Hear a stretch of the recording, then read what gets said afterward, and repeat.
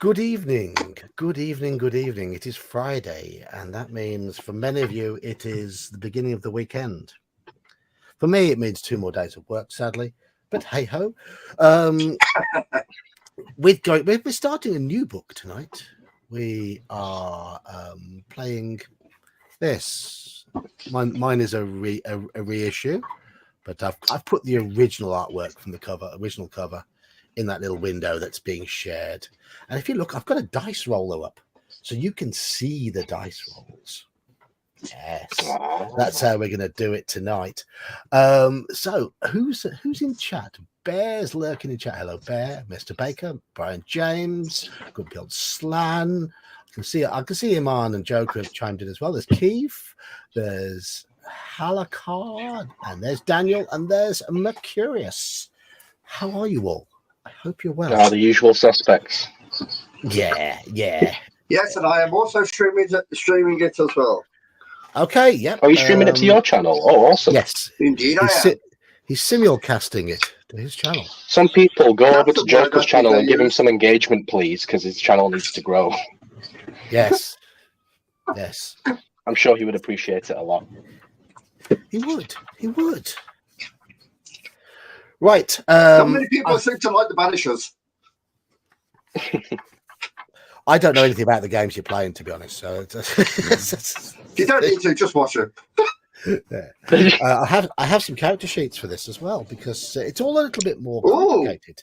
It's all a little bit. Do I need any of my dice? Which again, thank you to Hungar for this.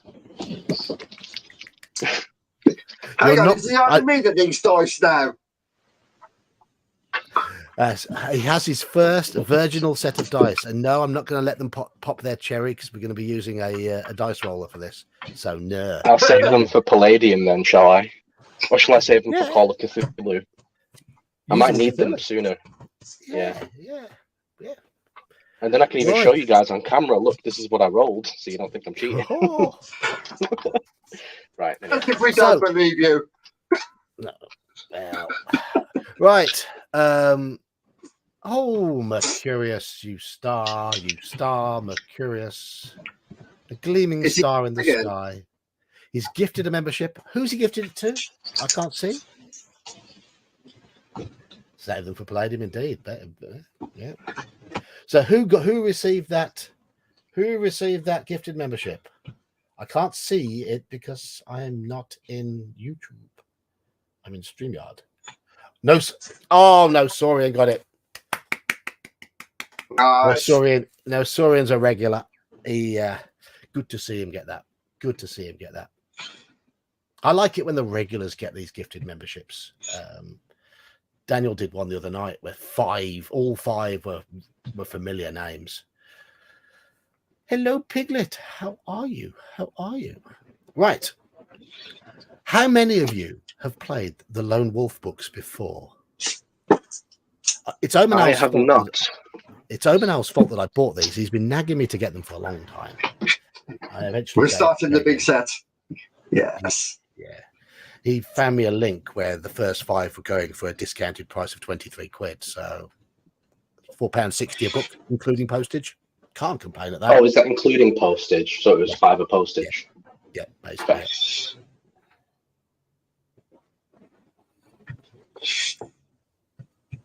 Played years ago. Right. I'm going to give you a first decision, because in this book we have Kai skills. There are 10 to choose from. I've picked 4. I've been browsing the Lone Wolf forums looking for ones that they recommend for beginners. And I've picked 4 that are commonly recommended. But I'm going to let everybody else vote on which other one to go for. The 4 I've picked are hunting, which stops us needing to carry meals in our backpack. Healing. It's Kai, Kai. Healing, which allows you to heal hit points gradually as you go through the book. Mind Shield, which protects you from mind attacks, such as mind reading, mind control, stuff like that. This skill enables a Kylord to attack an enemy using. Oh, that's Mind Blast. Oops. Some of your enemies will have the ability to attack you using psychic force, i.e., the power of their mind. The Kai discipline of Mind Shield can protect you from losing any endurance point when subjected to this form of attack. That's good. And the other one I've picked is Sixth Sense. Oh, that sounds like it'll be useful. It can warn you of imminent danger. So yes, that one was recommended. The other ones, so you picked those 4. Yeah, the other ones the ones I've not picked. So these are the ones I want everyone to vote on. We have camouflage. We have tracking. We have specialization in a particular weapon. We have mind blast. We have animal kinship, and we have mind over matter. So, what's mind over matter? Mind over matter allows you to move small objects by focusing on focusing your concentration. Oh, telekinesis. Okay. Telekinesis, I was going to say basically like telekinesis, basically, yeah. Yeah. So, camouflage, tracking, weapon skill, mind blast, animal kinship, or mind over matter. Honestly, I'm torn between camouflage and telekinesis, basically. I don't think telekinesis would be that useful, but I do think camouflage or animal kinship. We could only pick one from these because I've picked 4 already.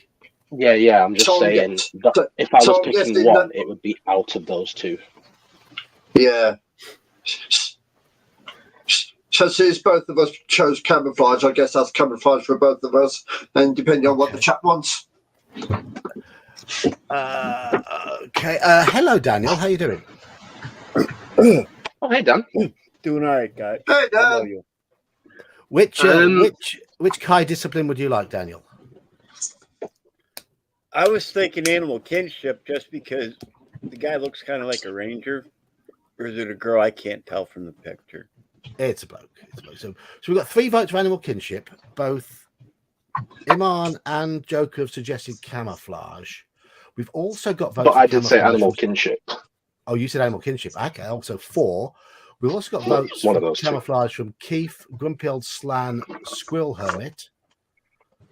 Brian likes the idea of tracking. Halakar likes tracking. Shaw Piglet wants weapon skill.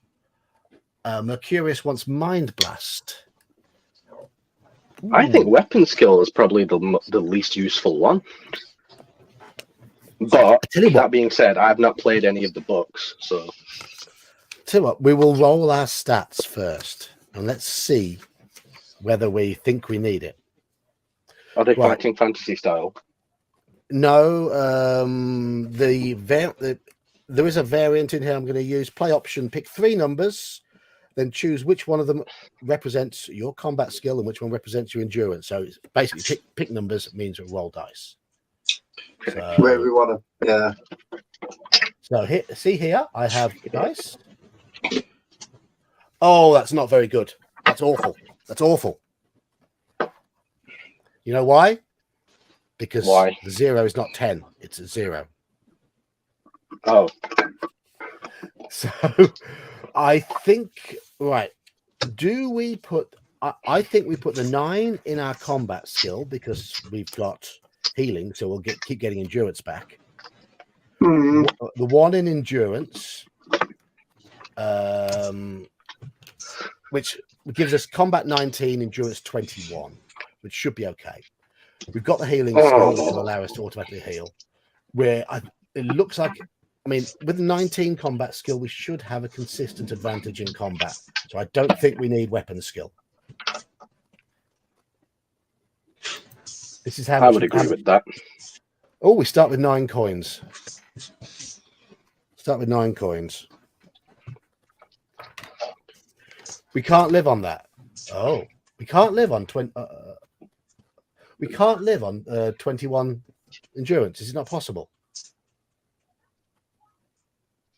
Oh Sure we dear. can. Sure we can. We've got the healing skill. We heal Near 1 point. dangerously. Heal 1 point every time we go through a numbered place, and and we don't have to fight. Oh, straw piglet. I don't know, of course. I don't think we need to re-roll. I think we're okay. So I'm going to narrow this vote down now. Seeing as animal kinship and camouflage were the top two, Yes. I want everybody to vote again. Only animal kinship or camouflage. Forget the others. That's annoying because those were both of my choices.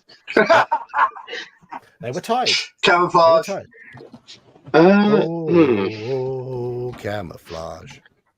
Wait, how many pages is this book, sorry? I don't think we know. How many pages? It's fairly Yeah. beefy. 400, 500, 600? No.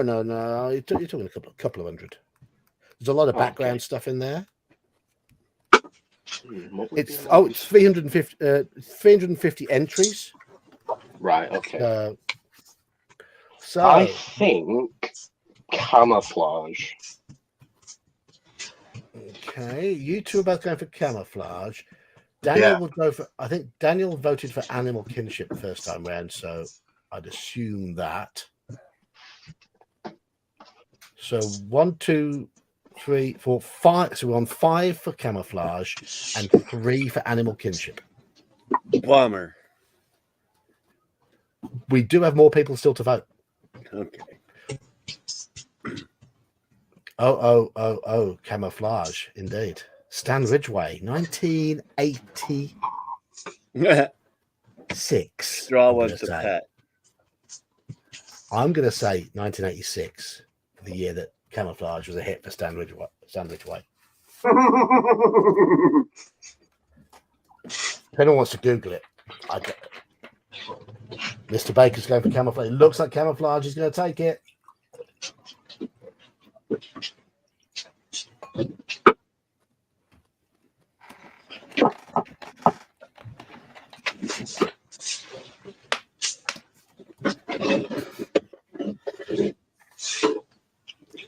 So,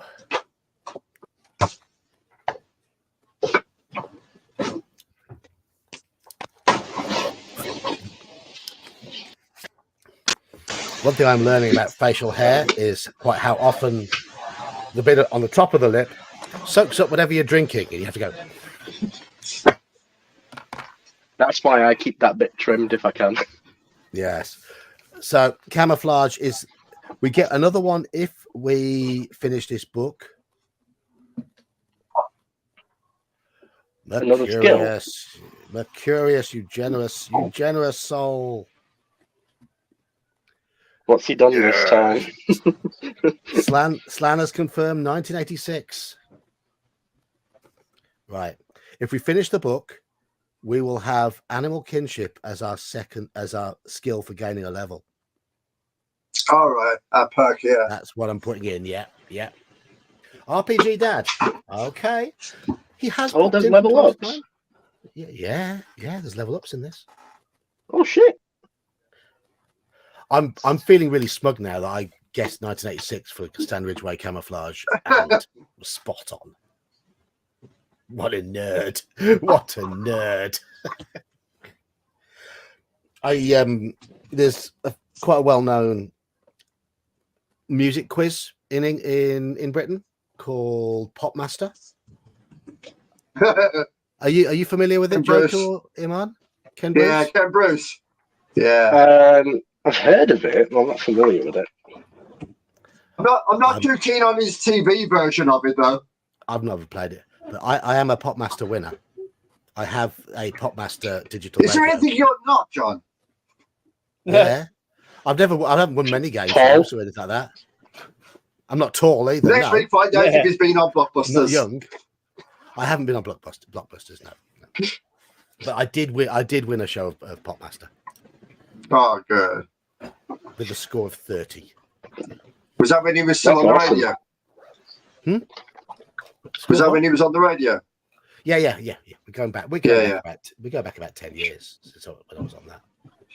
30 basically means I think I got 10 out of 13 questions right. Or no, I got the 6-pointer right. I got 9 out of 12, but I got my 6-pointer right. Or something like that. Something like that. Did all right, though. Won fairly comfortably. Didn't get called back for the Champion of Champions bit, though, where they call people back each series for the highest scores. So still, 30 plus, happy with that. Very few people get the full score on that 39. Well, no. Right.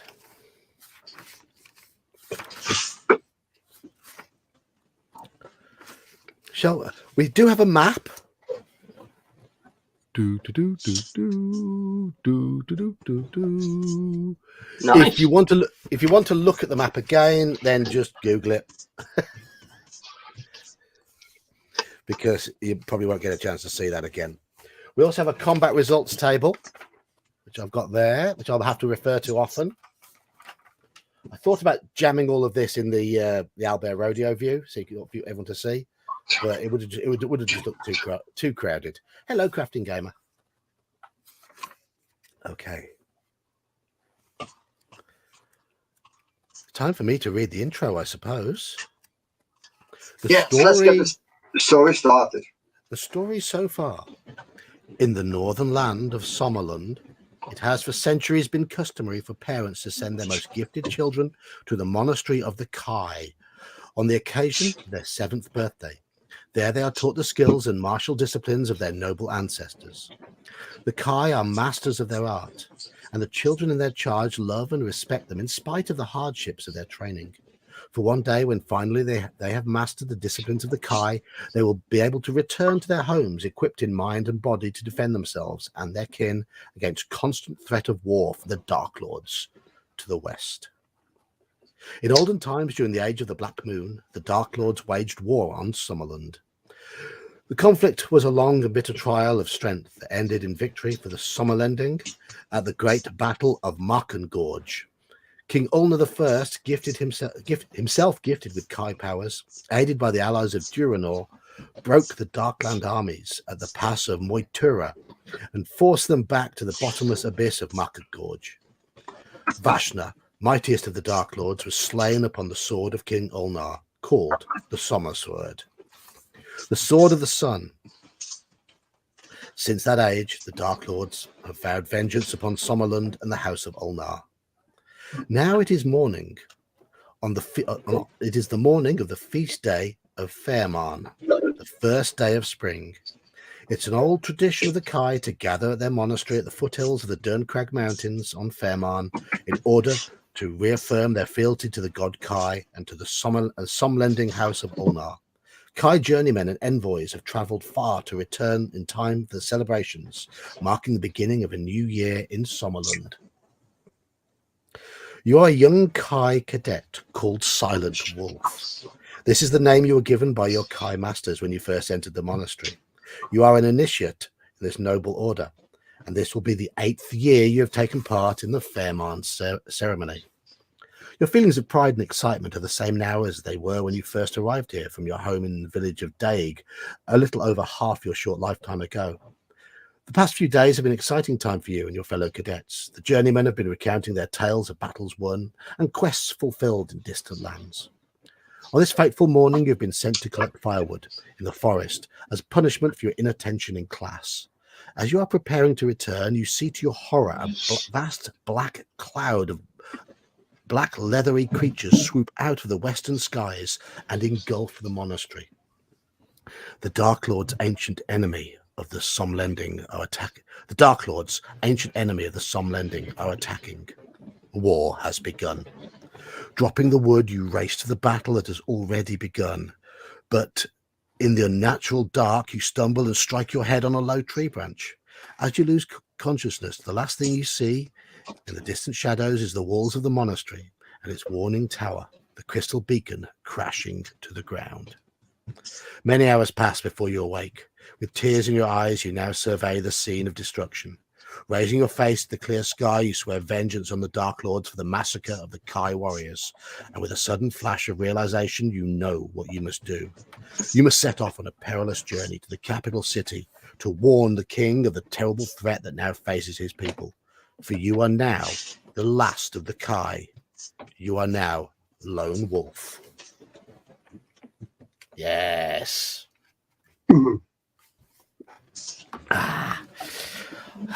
Get yourselves comfortable, because I'm not particularly comfortable. I need my better chair up here. We are, all three of us are in uncharted territory. Let's go. Yeah. Right. This is entrance number 1. Here we go. You must make haste, for you sense it is not safe to linger by the smoking remains of the ruined monastery. Pardon me. The Blackwing beasts could return at any moment. You must set out for the Somlending capital of Holmgard and tell the king the terrible news of the massacre, and that the whole I'm not sure. I think it might say elite, and I think it's a typo. There's an odd letter there. I'm going to say elite. And the whole elite of the Kai, save yourself, have been slaughtered. Without the Kai lords to lead the regiments of the Somlending armies, Sommerland will be at the mercy of their ancient enemy, the Dark Lords.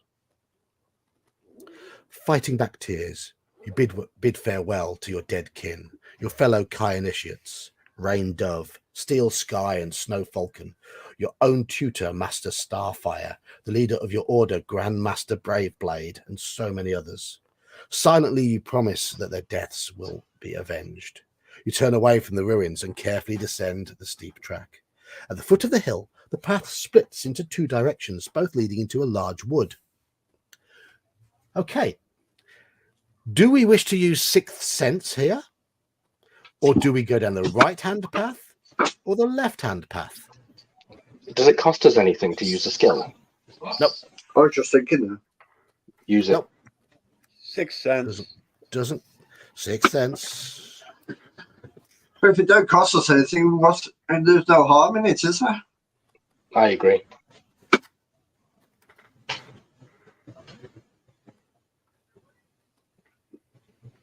Yeah, it doesn't cost us anything.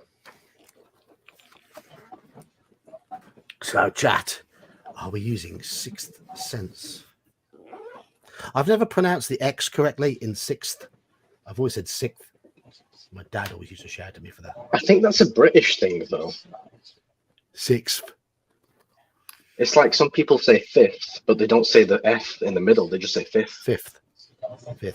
See, I I say say the fifth. F, but some people don't. Fifth. Depends on how much you had to drink. Yeah, exactly. Yeah. Daniel, how are you saying it right now? And I'll ask you again in an hour. Mine's also altered because I don't have that. I'm still waiting on my dentures. So mine's twice as bad. I don't have any teeth to enunciate, and I've been drinking. Oh, shit. Yeah, we do tend to say sixth. Yeah. It's a British thing, I think. Hmm. But how do you say the word often? Because sometimes I say often and sometimes I say often. But they're both I say correct. often. Often. Yeah. How often do you do that? Yeah, often. Yeah. Watch the debate start in chat now. Sixth shake has six. Alucard, that's just mean. Six sick sheep. Wow. Sixth shake has 6 sick sheep. Can't say it quickly. Okay, right. So yeah, we're using our sixth sense. That's going to be One after fifth.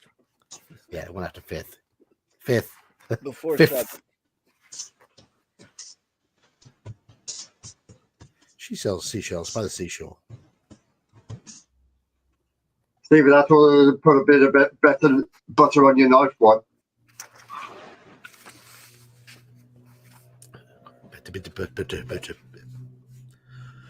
Your Kai Sixth Sense warns you that some of the Kran and Gayaks that attacked the monastery are now searching the 2 forest paths, looking for anyone who may have survived their attack.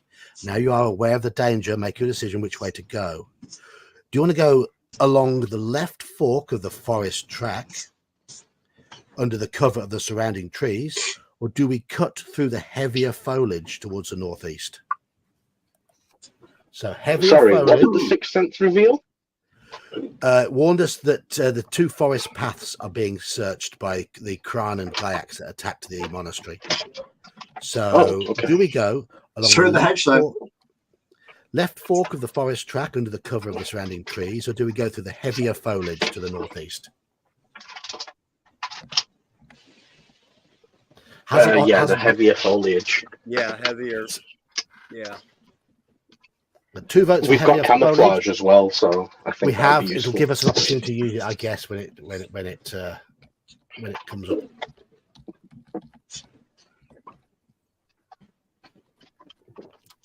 Supercalifragilisticexpialidocious.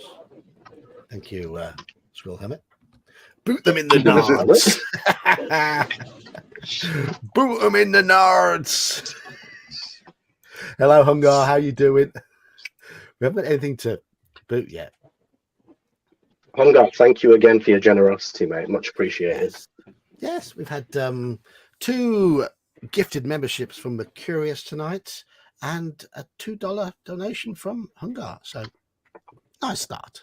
Nice start. Thank you, fellas. Thank you. So I'm glad so many people are here for a new series as well. absolutely. It's very nice. So are we going up the left fork, or are we going to go through the heavier foliage to the northeast? Those are Heavier your choices. foliage. It's pretty unanimous so far towards heavier foliage. But yeah, so 6 votes so far, but there's 16 people watching. So cast your vote.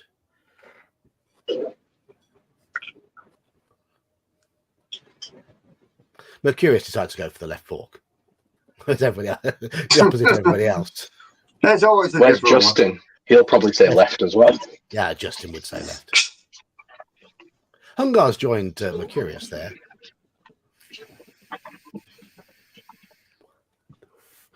Just realised you'll be able to tell when the temperature sorts itself out in Britain, won't you? Because I won't be wearing a hoodie anymore. one. Especially in the attic, you know.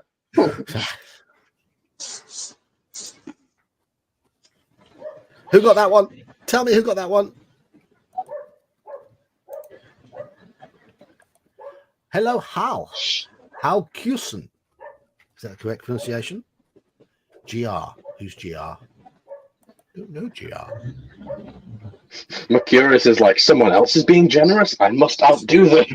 Yes, outdo the generosity. Rah. Mercurius, you're a legend, mate. Mercurius posts some interesting stuff on Twitter. Well, this historical stuff. How do I find his Twitter? Do I just type in his name? Mercurius Orlicus on Twitter, I think. Okay. Right. I don't go on Twitter all that. I'll go on Twitter about 2 or 3 times a week, typically. But he's always been busy on there. Right, let's go on the heavier foliage of the northeast. 333.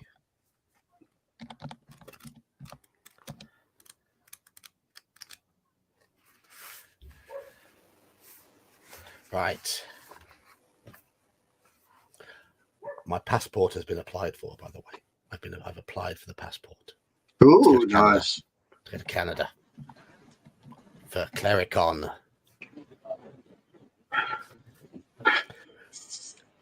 You have cut your way through the thick undergrowth for nearly half an hour when you hear the beat of wings high above the trees.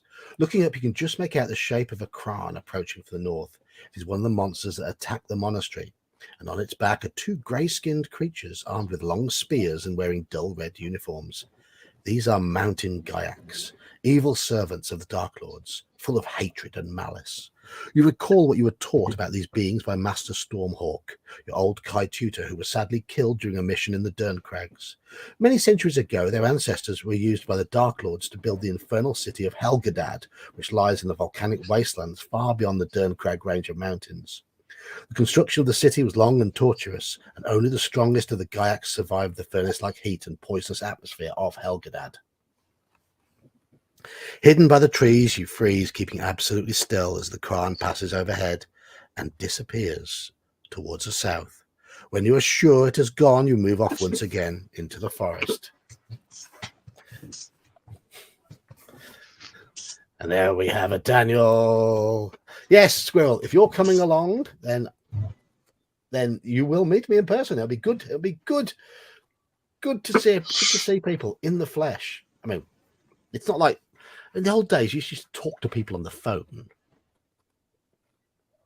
But now we have webcams and stuff. You can see. So we have Jeff is not, Johnny Carvery, Rich B, Tara Smith, and Homer Simpson.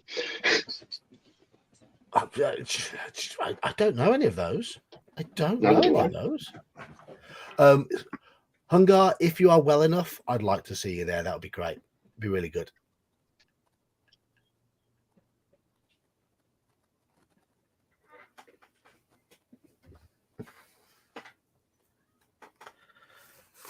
Okay, so yes.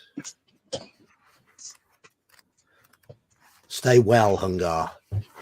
Avoid. Tell your body to go no. But curious, your wallets. Oh yeah, because you're in Australia. I was about to say, if you'd stop giving out free memberships, you might be able to save up enough. But you're in Australia, so I have a feeling.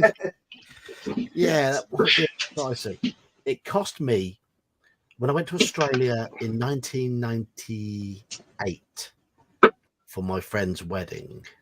Was it 97? 97 or 98? It cost me about £750 for the return. That was for the return flight, two-way flight. I'm surprised they let you back in. Yeah, they did. They did. But £750, and that was more than 25 years ago. I'd hate. How much would it cost to go to Australia now? Ooh.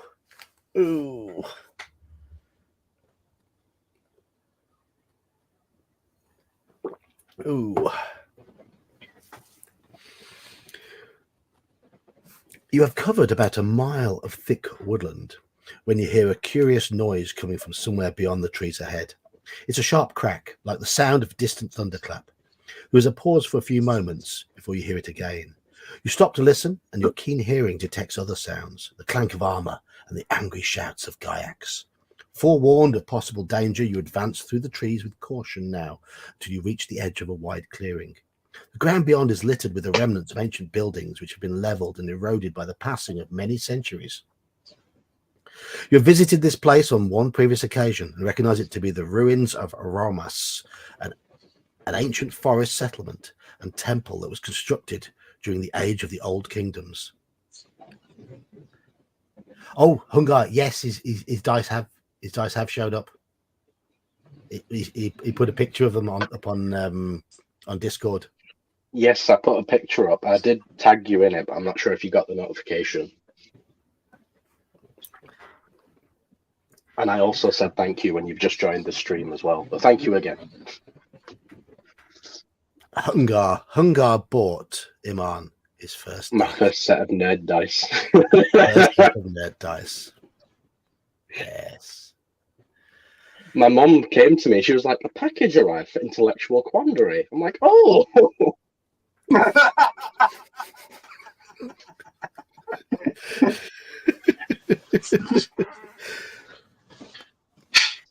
A war party of Gaiacs, some 25 to 30 strong, is attacking the temple sanctorium, the one structure in all of Romas that remains partially intact. A similar number of Gaiacs lie dead or dying among the broken pillars of ancient marble that surround this inner temple. But despite their heavy losses, the enemy are maintaining their assault against whatever it is that lies hidden inside. Suddenly, a bolt of blue lightning rips through the front rank of Gaiacs, sending the armor-clad creatures tumbling in all directions. A Gaiac taller than the others and dressed from head to foot in black chainmail curses at his faltering troops and whips them forward again with a barbed flail. With your weapon ready, you leave the tree line and enter the ruins. The tumble of fallen columns and broken moss-covered walls provide you with plenty of cover in which to hide from the Gaiacs. You are able to make your way unseen to a ring of broken pillars encircling the sanctorum. And from here, you try to catch a glimpse of the defenders. To your amazement, the inner temple is being defended by a young man no older than yourself. You recognize his sky blue robes, embroidered with moons and stars. He is a young member of the Magicians Guild of Toran, an apprentice in magic. Whipped on by their leader, 5 Gaiacs clad in dull red uniforms make a desperate frontal attack upon the Sanctorum, with their spears held in readiness to stab the apprentice magician. You catch a fleeting glimpse of his blue robes as he hurriedly retreats to the rear of the inner temple ruins. Then you see him turn and raise his left hand just moments before a bolt of blue flame shoots from his fingertips into the snarling Gaiac soldiers, scattering them to the ground. Close to where you are hiding, you see a purple-clad Gaiac scuttle past and climb one of the pillars at the rear of the Sanctorum. He has a long curved dagger in his mouth and he's getting ready to jump on the young wizard standing below. There's our wizard.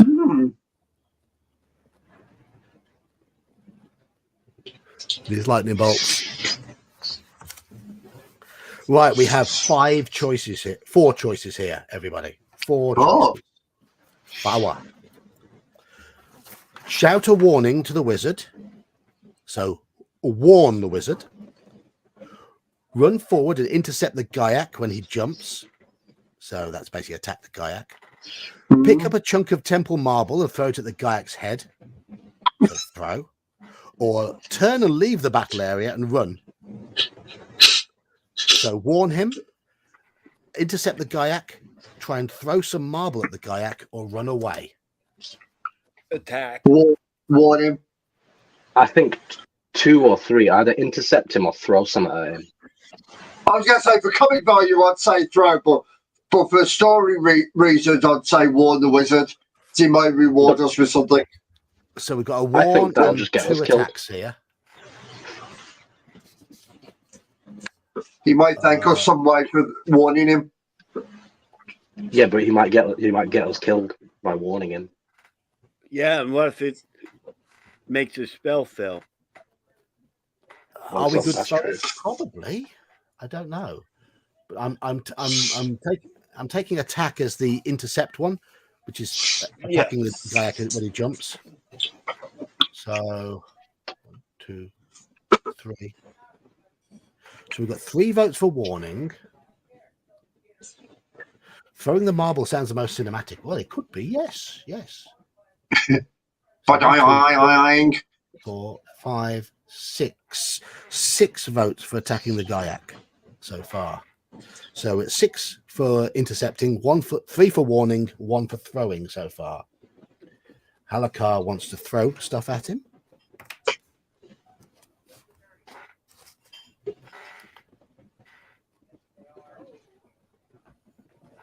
Who's joined the stream and not had a hello yet? Law Dog. Hello, Law Dog. Oh, intercept. Okay. Intercept. Fine. Revenge. Attack.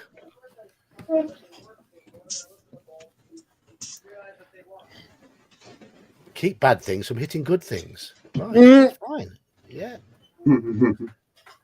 Okay. Hamstring the Gaiac. I didn't see that suggestion up there from Mercurius. Hamstring the Gaiac. That would be a good one.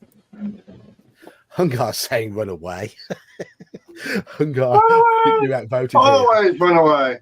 Right, we're going to. Hungar should be saying boot him in the nards. He did at the start, yes. And they run away.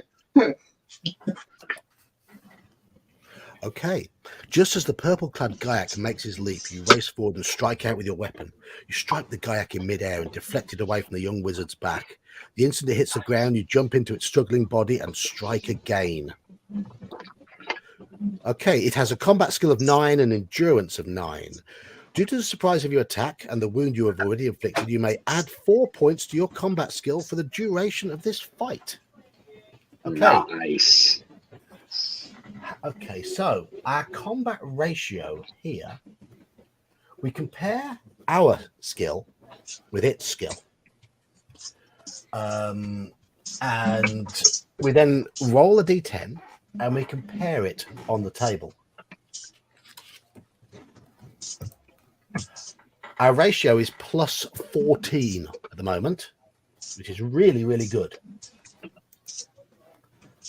And I've rolled 0, which on this table is enemy killed, lone wolf, no damage. Ah, Yes, yes. So we've got 325. So we fully just stopped him from attacking and pounced on him and just stabbed him in the throat. We've got an axe, so we've probably swung the axe as he's jumped, clattered him with maybe the handle of the axe or the flat of the axe as he's jumped, knocked him to the ground, and then gone and buried the axe. And then just chopped him. Yeah. Chopped him, yes, properly. Nice. On the combat ratio table, a 0 is good. So a 0 counts as 10 on the combat ratio table, so it's a perfect roll. But when rolling for skill, okay. it's bad. It's bad. So is that the only time a 0 counts as a 10? Well, yeah, the combat, but we'll be using the combat table quite often. So Okay. And that was with the +4 modifier? yeah. Okay. Yeah, because we'd got a combat skill there of 23 against his 9, so we were 14 better, which is the best result. Oh, so possible on the that's table. how that works. Okay, Yeah. right. Yeah. Got it. Nice. Yes, yeah. We can assume we've spat and urinated on the corpse. I'm not going to act. Who do you think we are, Boomerang? Right. Upon seeing you emerge from the woods, the Gaiac officer shouts, "Oh God, to his carrying troops who flee the ruins and run back to the safety of the forest. The black-clad Gaiac leader follows them and pauses when he reaches the tree line, turning to stare at you. He shakes his mailed fist and screams, "Raneg Rogag Ok, Ogataka Okak Rogagaj." Then he holsters his barbed flail and melts away into the trees.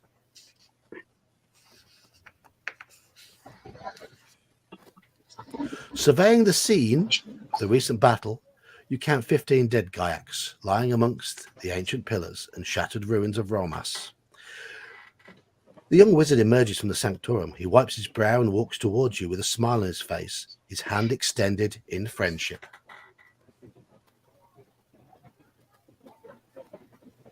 Gaiacs have their own language in this. So he got like Joe Diva goes proper Tolkien in this by making a language for the Gaiacs.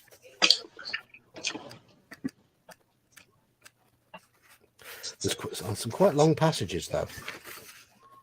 I tend to like shorter passages for streams, so that might become a bit of most of them are shorter. I think it's just because this is it's just dialogue description of where we are. Yeah, we're starting This is the intro to the book and the series. So. Yeah.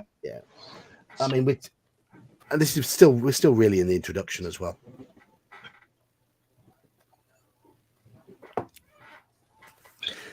This apprentice magician. Yeah, shall I tell you?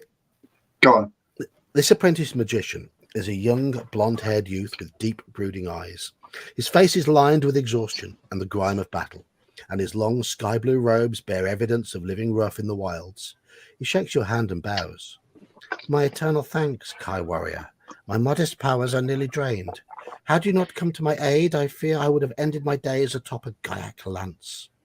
He's weak and unsteady on his feet. You take his arm and sit him down upon a fallen pillar where you listen intently to what he has to say. "My name is Banadon. I am a journeyman to the Brotherhood of the Crystal Star, which is the Magician's Guild of Tehran. My guildmaster has sent me to the Kai with this urgent message." He removes a vellum envelope from inside his robes and hands it to you. "As you see, I have opened the letter and read its contents. When the invasion began, I was on the King's Highway with 2 traveling companions. The Kran attacked us, and we lost each other in the forest during our escape. The letter is a warning to Kai Grandmaster Braveblade that the Dark Lords have mustered a vast army beyond the Derncrag range. Their movements and true numbers have been kept hidden by powerful spells of shielding and illusion. The Guildmaster urges the Grandmaster to cancel the celebrations of Fairman and prepare immediately for war." I fear we were betrayed, says Benadon, his head bowed in sorrow. One of my order, a senior brother called Vonatar, was discovered to have been experimenting with the forbidden mysteries of the Nadziranim magic, the black arts of the Dark Lords. Nadziranim. Nadziv. Kick him in the nads. In the Nads, indeed. Enjoy 10 this days one. ago, 10 days ago, he denounced the Brotherhood and killed one of our elders. He has since disappeared. It is rumored he is now in league with the Dark Lord. You tell Benadon what has happened to the monastery and of your mission to warn the king. Silently, he removes a gold chain from around his neck and hands it to you. On the chain is a small crystal star pendant. It is a symbol of my brotherhood, and we are both truly brothers in this hour of darkness. It is a talisman of good fortune and a ward against evil. May it protect you on your road ahead. You thank him. Place the chain around your neck and slip the crystal star inside your shirt. Remember to mark it down as a special item, which I will do. Crystal star pendant. Is there a limit to how many things we can carry? Yes, 8. Okay.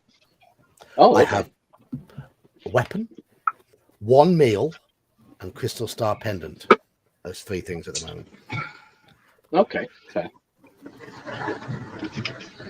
You thank him. Place the chain around your neck and slip the crystal star inside your shirt. Oh, right. I was going to say, if we're wearing it, it doesn't count, does it? I don't know. I'll need to recheck that. We won't hit the limit in this session. What it does is it allows us 1 re-roll of a D10 per book. The book. So Okay. per book, yes. So it's. I'd say a dozen eggs will count as 1 meal, Slan. Being pedantic. Oh, I see. Banadon bids you farewell. We must leave this place lest the Gygax return with more of their loathsome kind to put an end to us. For my part, I suppose my mission is done. I have delivered my message, and now I must return at once to my guild. For your part, Lone Wolf, you still have many miles to go before you reach Holmgard. Banadon gets to his feet and points towards the trees at the southern perimeter of the ruins. That way lies Alima Bridge. It is by far the swiftest route from here to Holmgard, yet it may no longer be the safest. I bid you farewell, my brother. May the blessings of Kai and Ishir go with you. You may wish to note on the action chart that you have visited the ruins of Romas for future reference. Where? Just write it on the side somewhere if you can't find it. Okay. We've visited ruins of Romas. So this Holmgard place, is that where Hongar is from? It's Holmgard. Holmgard. Holmgard. Oh, Holm. Okay, got you. Holmgard. Is that how you say it? Home, yeah. Oh, I know Americans will probably pronounce it differently. I guess I'm with them on this one.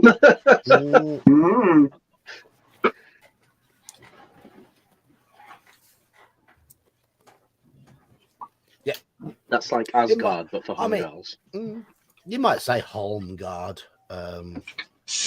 You know how fussy I am about the pronunciation of the word folk. F-O-L-K, folk, not folk. Yeah, that is folk. That is folk. Mm-hmm. Holmes, yes. John C. Holmes. It's not pronounced Holmes, it's Holmes. Sherlock Holmes. Yeah, true. Holmes, true. Sherlock Holmes, yeah. See, over here, it's Holmes. Holmes, yeah. So it'd be Holmgard. Did you say it with the L in there, Daniel? Yes. Oh, you did? Okay. Yeah.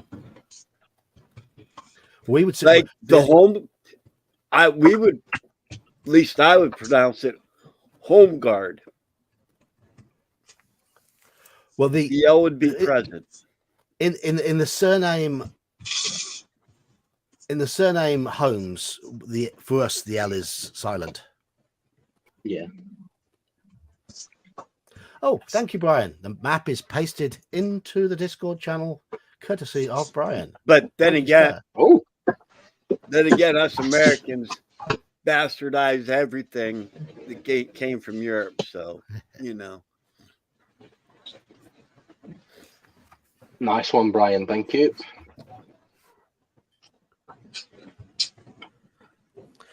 Ooh, yes. Why did you bastardize everything, Daniel? Because we're lazy. No, That's you, why- you, that's you, why you, my you expect to last- say, because we're a load of bastards. That's it. But no, it's like all the Irish lost the O off Yeah. of their name. That's why my name is Kearney, not O'Kearney. Ah, Oh, lot of my- that's interesting. Like my wife, she's Italian, and I forget they shortened her name by their family last name by 4 letters because they didn't feel like spelling it. The people at Ellis Island, they're like, no, we're not spelling that. Your name's Barrett.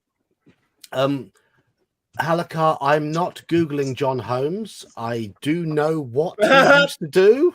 Oh my god! It's don't That is Google funny. John Holmes. Just don't. That is funny. There must be something I'm missing here. I don't know who this person is. He's a legendary porn star Yes. Oh, okay. from like the 80s. Yeah. That's funny. And Mercurius Before the big fat guy took over. Mercurius has given us this. Now, there's a lot of Brits who don't know how to pronounce this. But if I can just get my mouse pointer. Where's my mouse pointer? There we are. Okay. Shall we start with Daniel? Daniel, how would you pronounce that word? I got to take a call. Hold on a minute. Home. Okay. Daniel's not going to attempt it. Okay, Joker. Southwark. Yeah. Okay, Hold Iman. Wait, where is this place? Is it in the UK?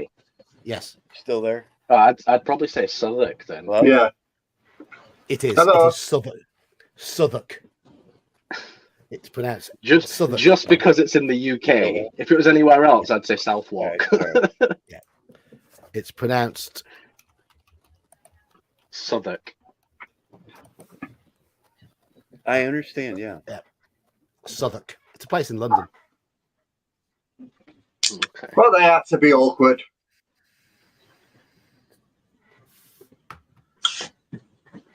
Most of them are There's not a place educated in- and get to run for peer. There's a place in somewhere in the south of the UK called Fingering Hoe. Fingering Hoe. Really? There's a Yeah. lot of interesting really. streets Yeah. up and down the UK.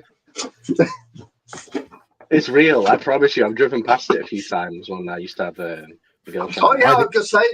I need to visit. I need to visit Fingering Hoe now. There's quite I a few don't think your interesting wife would be streets too up and down the happy, John. There's quite a few interesting streets up and down the UK.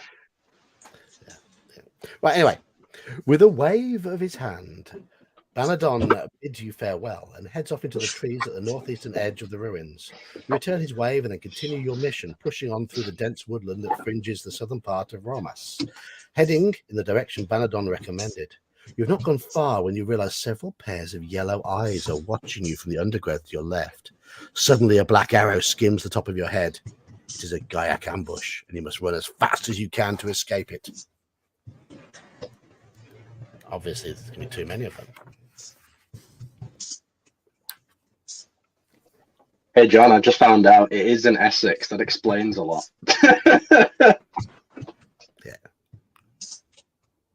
It's I think it's on the edge of London, isn't it? It's just, I think it's on the outside of Colchester, which is where my ex is from. Oh, tss, tss. That's what we say to exes. Tss. As you race through It's the also trees, what we say about the plastic people from Essex. Sorry. yeah. As you race through the trees, you can hear the horrible cackle of the kayaks close behind you. Soon, the trees start to thin out, and directly ahead, you can see a rocky hillside.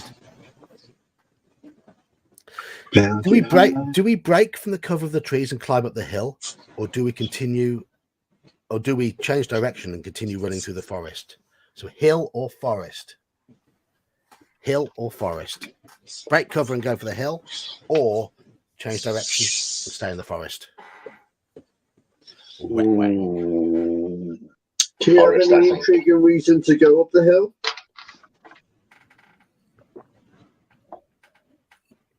Gives us no reason. I would say forest. Yeah, let's follow the forest. For me, simply because we have camouflage. Won't be much camouflage on a hill. We haven't had a chance to use camouflage yet. I'd have thought we'd have had a chance by now. I wanted to sing. Oh, we used Sixth Sense, didn't we? Yeah, we did, yes. Okay, maybe this is our opportunity to use camouflage. I still say forest, though. Run to the hills. Forest is winning at the moment, clearly. 1, 2, 3, 4, 5, 6 votes for Forest so far, and 1 the hill.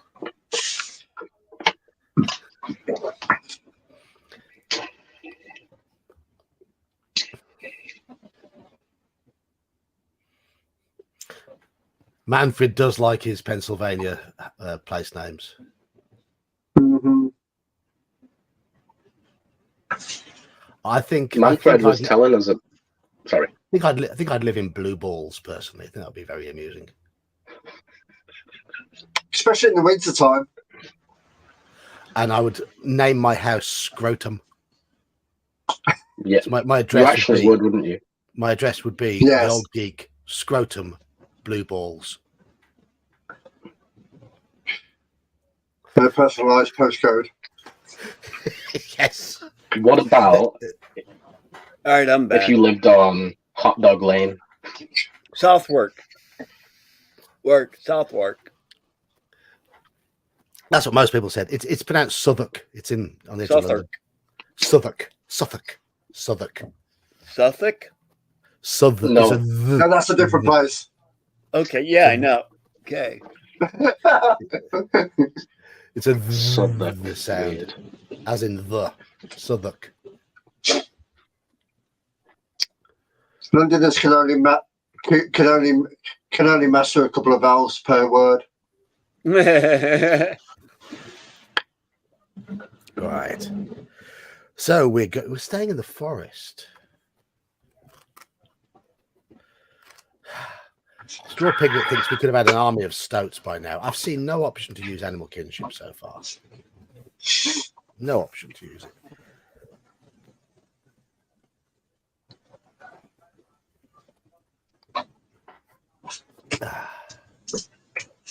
What the fuck? There's a place in the UK called Brown Willy. Brown Willy, yeah. What the hell?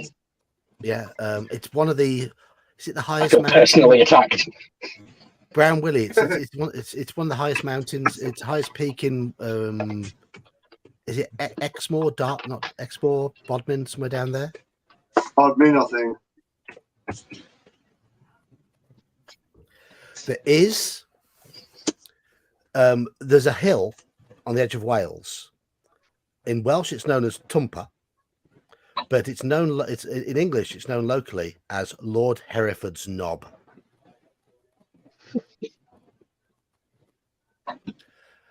And the band Half Man Half Biscuit did a song about a girl running away from home. And the chorus goes, and now she's sitting on top of Lord Hereford's knob. Which I think is wonderful. It sounds like a sea shanty. I think you'd appreciate Half Man Half Biscuit. They have a very silly sense of humor, but it's odd. It's odd. Yes, a road called Bell End. Yes. Yeah, there is. Imagine someone asks you, "Where do you live?" Bell End. Check your Discord. Iman.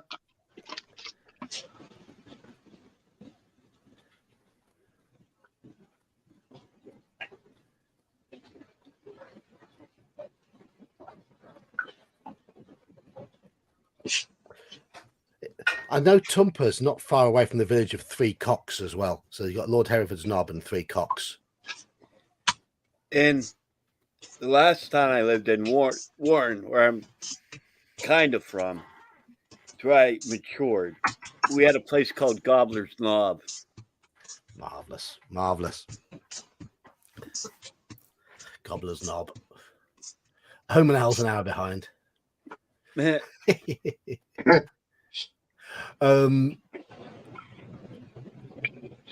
only song you know by Half Man Half Biscuit is Pancake Day. I know there's a song they did called National. I don't know Pancake Day, but I know they did a song called National Shite Day.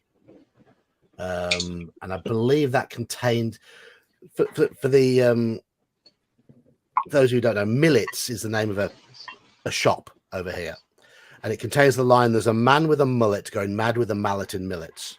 Yeah. Oh, I recognise that line. Yes. Yeah, and Biscuit. Shitterton in Dorset. And we have an Home and Owl. Hello, I felt only right to come up, if you're going to do this, but I Yeah. took a nap, so I missed the first hour.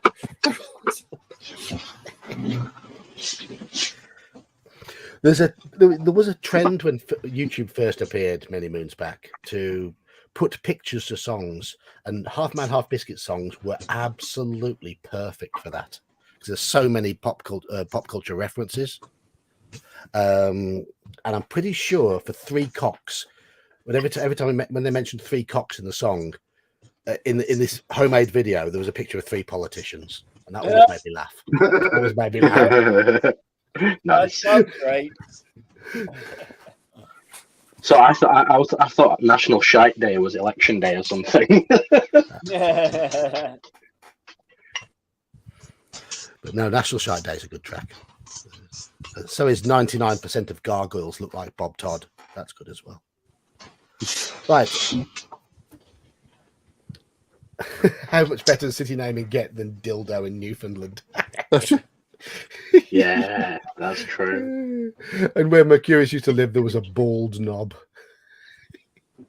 We have a town in about 2 hours southwest of me, closer to Pittsburgh. It's named Climax. Yeah, Manfred's mentioned Climax. Yep. Yes, yeah, there is Licky End. Yes, that's near the Licky Hills, but Licky End.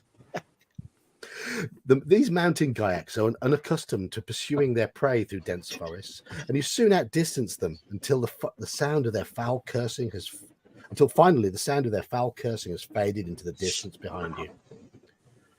When you are satisfied that they have given up on the chase, you stop for a few minutes to catch your breath and check your equipment.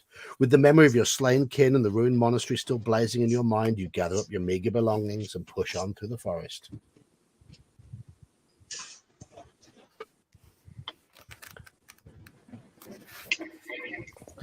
You have covered no more than 50 yards when you see clumps of dark red foliage ahead. You recognize this to be gallow brush, a thorny briar with sharp crimson barbs. The common name for this forest briar is sleep tooth, for its thorns are very sharp and the effects of its mild toxin can make you feel weak and sleepy. They scratch your skin. If you have the Kai discipline of tracking, no. You can avoid the sleep tooth by returning to the track, or you can push on through the briars deeper into the forest. So our options here are return to the track or push on through the forest and gamble. Return to the track or push on. I feel terrible. What are our disciplines? Our disciplines are hunting, healing, mind shield, sixth sense, and camouflage. Oh, okay. I will keep my mouth shut about. We picked all the wrong ones. No, I'm just. Yeah, pretty much. Push on. Yeah, we did. I think he's just saying that to troll you. It's fine. Don't worry.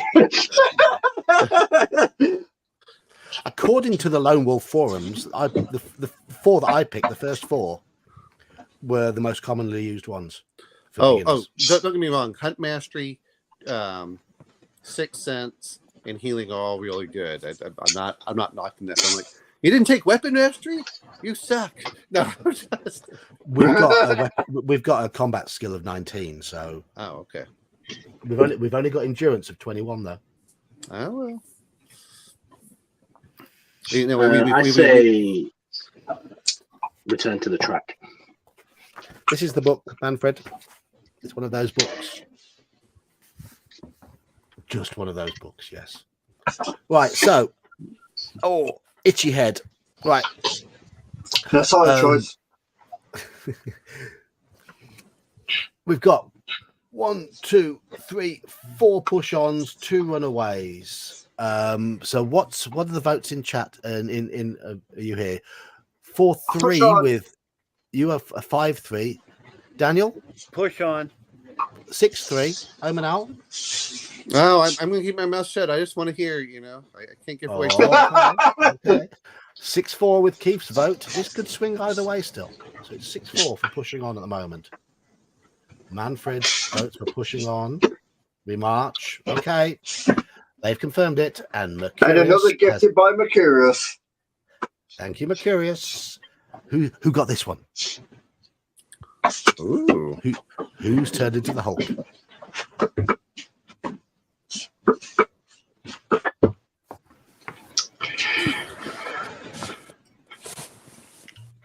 Someone called Law Dog. Law Dog. He's been in chat tonight.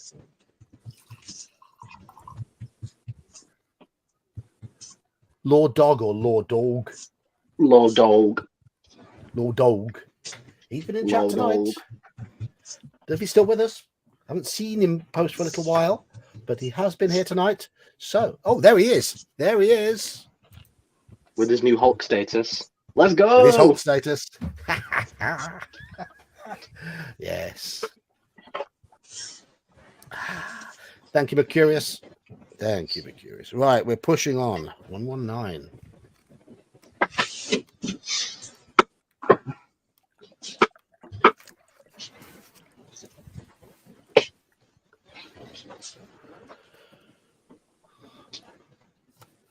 Breaking rocks in the hot sun. I fought the law and the law won. Awesomely done by the crickets. The hot sun. I fought the law and the law won. It was original. I mean, most famously, it was a hit in this country for the Clash, but it was a cover of a band called the Bobby Fuller Four. I think they did it. I think they released it first. I was going to say, I've heard the cricket. My first hearing of it was done by the crickets. How would a Londoner say law dog? La dog. How would a Londoner say law dog? Law Dog. Well, a very posh person would say law dog. Law dog. Up the north, you're probably like Law Dog. I don't think all the Londoners are that posh because they've got a bar down there called Brew Dog. Brew Dog. Yeah, no, Londoners. No, are posh. Cyber Dog is it? No, Cyber Dog.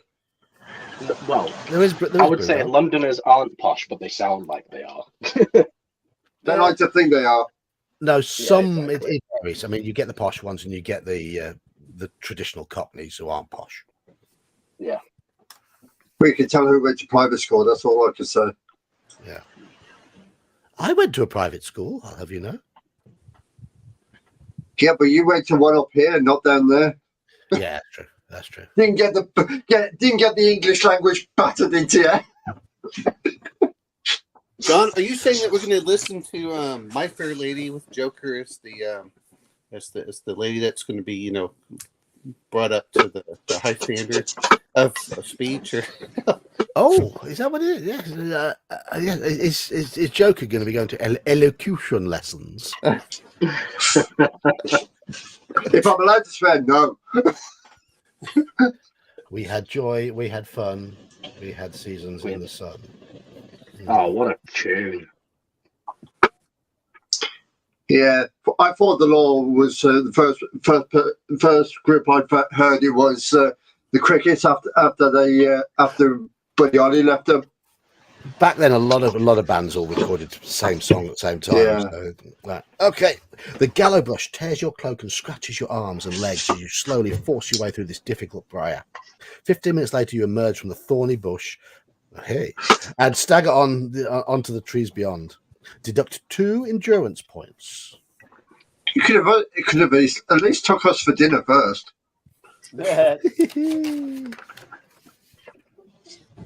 Goodbye, my friend. It's hard to die. First time I heard that was the Nirvana cover.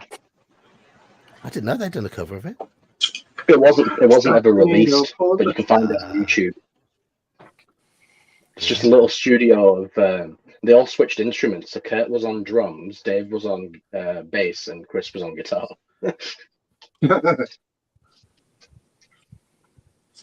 So we deduct 2 endurance points, but we will heal those back very quickly. You feel a little lightheaded as you push yourself onward, and your eyelids seem unusually heavy.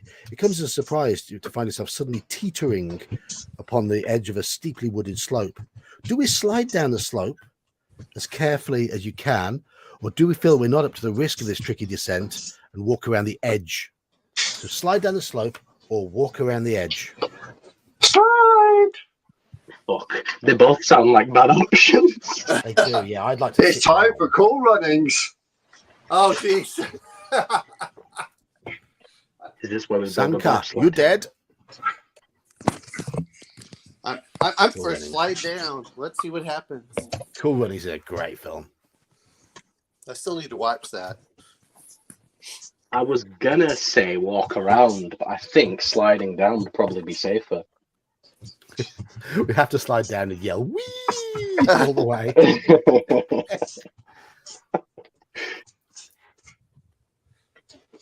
I think we're sliding, aren't we? Yeah, Sliding away. Yeah. Slide. Slip slide. That was Paul Simon. Slip sliding away. Near the destination, the more you slip slide. I'm fine. It's welcome to Choose Your Own Adventures and links to song titles. Choose your own karaoke song.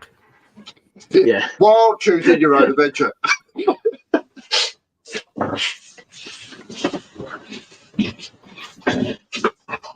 I gather we're sliding down the hill. Okay. Yes! Slide! Yes. Right.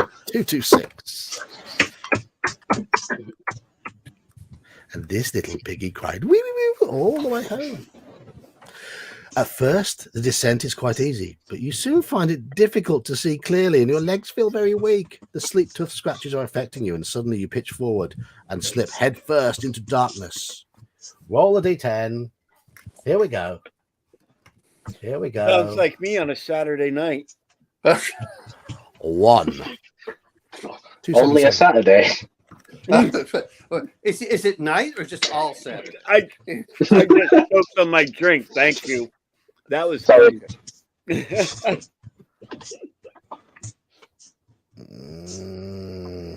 Uh-oh. When you awake, you find yourself lying at the foot of a steep slope in a tangle of tall grasses. Your backpack and weapon are missing and your head aches violently. You can't tell how long you've been unconscious, but you realize that time is running out and you must press on. Standing up, you see your backpack is intact, but the weapon is broken and now useless. Uh-oh, that could be a -4. -4 combat skills. We lose our axe. Was that axe also a +1 CS? I can't remember. That one wasn't, I don't think. Oh, okay.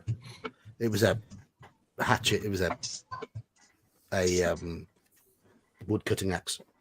Okay. I thought that you found some of the good weapons in there before you left. So. You quickly pick up your backpack and move off into the trees ahead. Yeah. We're fisticuffs now. Fisticuffs.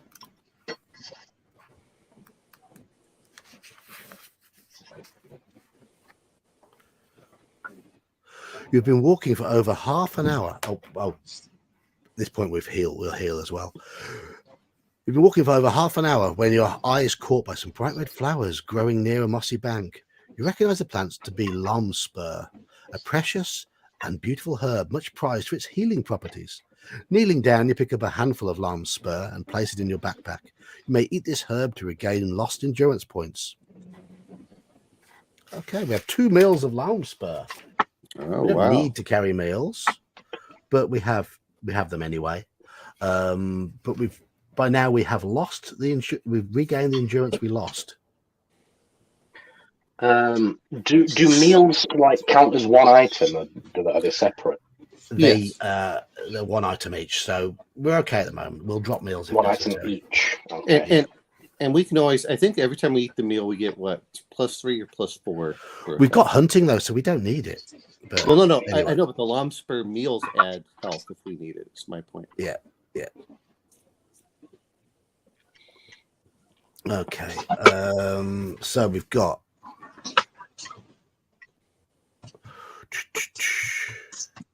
closing your pack, you slip it over your shoulders once more and continue on your way. So we have larkspur and larkspur, which is +3 endurance. Okay. Do we head northeast or do we go east? Northeast or east? What? No description.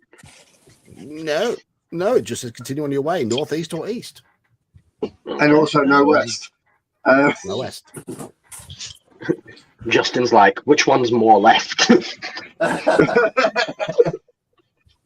So did I hear an northeast, east? Was that an east from Daniel or a northeast?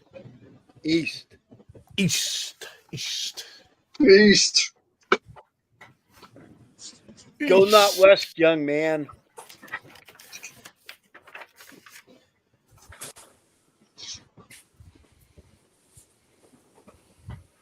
We have 1 vote for east, 3 votes for northeast. Joker, your vote. East. East. Iman, your vote. I'll say northeast. Omanal, your vote. I'm just going to say east. Okay, we're 5-3 at the moment for. Oh, we have another east there from Hal. So that's 5-4 now. 5-4 for northeast. Mercurius levels it at 5-all. Ooh. Ooh, time for some vino.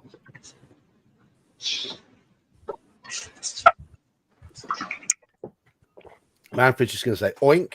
So is that oink east or oink northeast?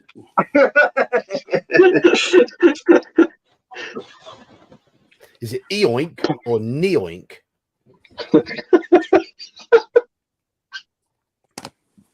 Depending on which part of the UK you're from. Manfred, facing the direction you're aiming. You want to go and think in that direction. Or there might be an arrow emoji that you can use.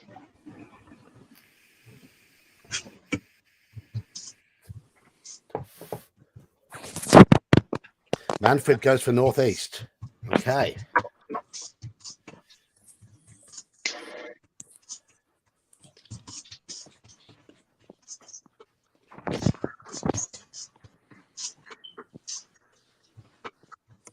If I jig about a bit, it's because it's getting cold up here.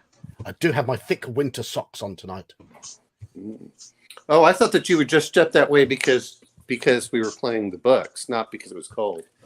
No, I'm in the rafters of the house now, so it's a bit chilly No, up being here. disowned to up on high where the rats are. I've sent you the link to the song on Discord, John. This is where I am now. Oh, there's a dartboard, Uh-huh. and we have a pool table behind that board over there. Here's my stuff. My painting stuff is over in that corner over there. I haven't used it for a while though. And I have a different desk up here now. I was going to say, if you start your painting up in the attic, you'll probably need some heaters just to heat the room before you start painting. I'm not going to start painting. Just help till the paint. I'm not going to start painting till the spring. The pool table's a bit wonky. It was Need a few beer mats. We bought it for the kids about 6 or 7 years ago, and they learned to play on it. But it hasn't been used. Hasn't been used for a year or two now. So I sent you the link to that song on Discord, John. which one? Seasons in the Sun, Nirvana. Okay. Well, I mean, I know the song "Seasons in the Sun." I mean, Yeah, the Nirvana cover's sick, though. Right. Obviously, I'm going to say that, but Right, at the moment, Northeast is winning 6-5. We're down to 14 in chat. We did peak at 19 at one point. I think did we hit 18, 19? But this one's only a 6-foot table here. It's quite small. Right, if you scroll down halfway down to the link I sent you, that's got most of the UK dodgy names, streets.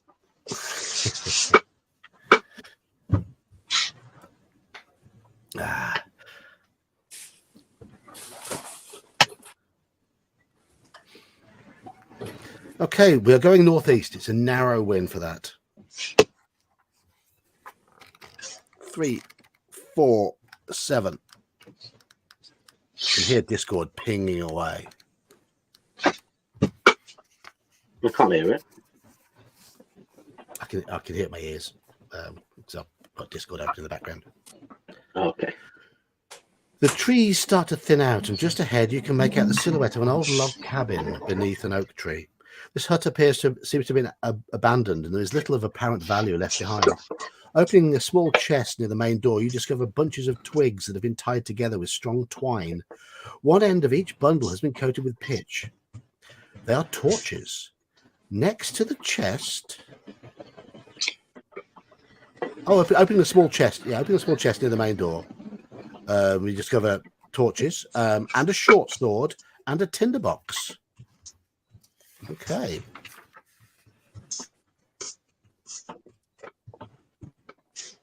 Right.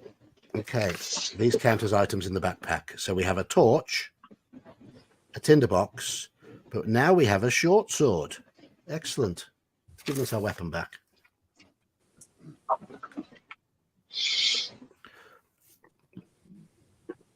Do certain weapons have like penalties or bonuses? If you get weapon mastery, that's what happens. Okay. Thing is, if you pick weapon mastery, you're supposed to roll which weapon you're a master with, so it's completely random. But closing the door of the cabin, you head off along an overgrown path to the northeast.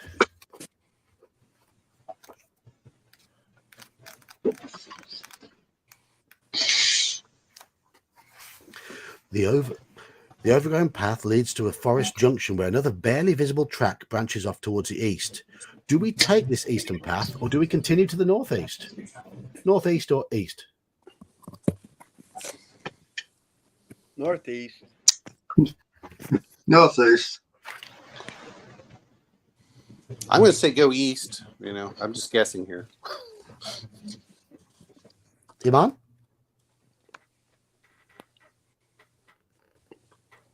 No answer from Iman. Oh, here I am. Sorry, I didn't realise you couldn't hear me. Carry on northeast. Okay.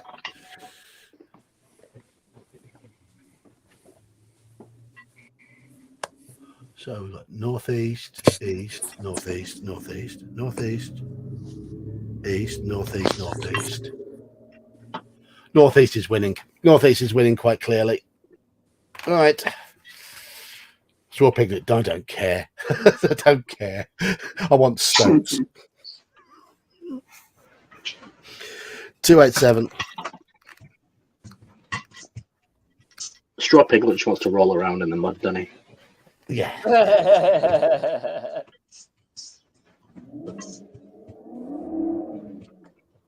Oh, can you hear that car in the background? I did hear that. Yeah. Hmm? It's a growly car going up the road. It soon disappears completely into a tangle of thorny brambles and low-hanging tree branches. Continuing this way will be difficult. Do we return to the junction and head east, or do we press on and try and hack our way through? So press on or back to the junction. Go back. Yeah, go back. Last time we felt we did a me.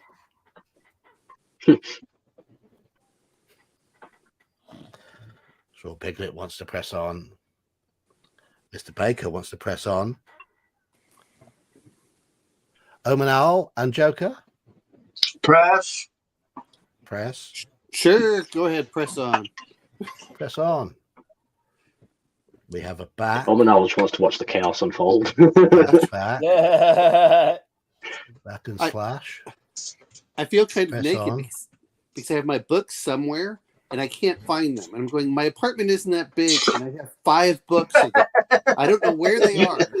You had them the other day when you showed us, didn't you? Yes, that's my whole thing. That's why I'm going. I swear, there's like a ghost that steals stuff, or some evil gnome or something that misplaces my books. Okay, now you know how I feel about my handguns. I will say Honestly, this the much: first I know time- where mine are. The first month I was with my now wife, and I said I lost 2 handguns. I don't know where they're at. She's like panicked. Not anymore. I'm like, hon, what did I do with my 357? She's like, I don't know. It'll turn up. She's like, anyhow, but I understand that with the books too. Right. Yep. Pressing on has won 8-6. Okay. 3:30. I do like the art I'm finding in here. Who's it done by? Gary Chalk.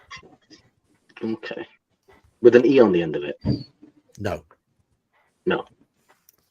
Fatigued by your exertions, you stop to rest for a few minutes by a fallen tree. You notice a large bundle hidden beneath a fold in the trunk. Do we examine the contents or do we continue? Examine. Answer is Examine either. the contents. Examine the contents or continue. We've got 2 for examine.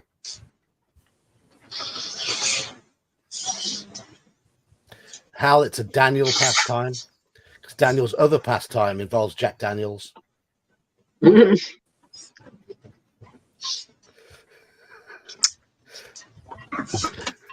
Daniel, you have a reputation yeah, on this no. channel, don't you?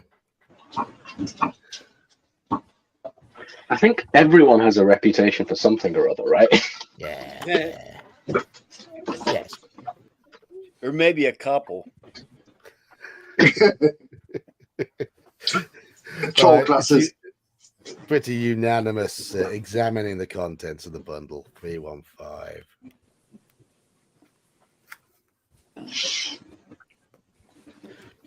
Wrapped in this bundle of women's clothing, Daniel.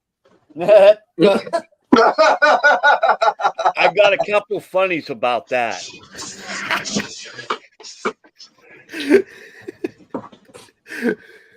Wrapped in this Just keep bundle of them in women's mind for clothing half an hour.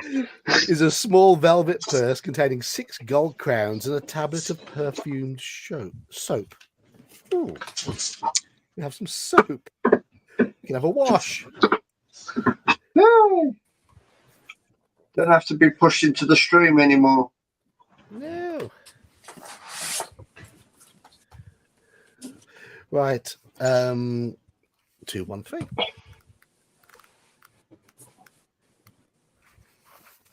You've been trekking through the forest for nearly 2 hours. What began as a nagging doubt that you are lost has become a realization. Apart from the occasional cry of a Kran in the distance, you have neither seen nor sensed that the enemy occupies any of this surrounding woodland.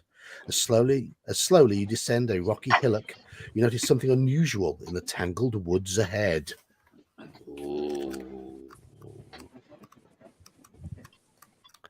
Struggling to feel my fingers. Might have to change my wine for Southern Comfort in a bit. The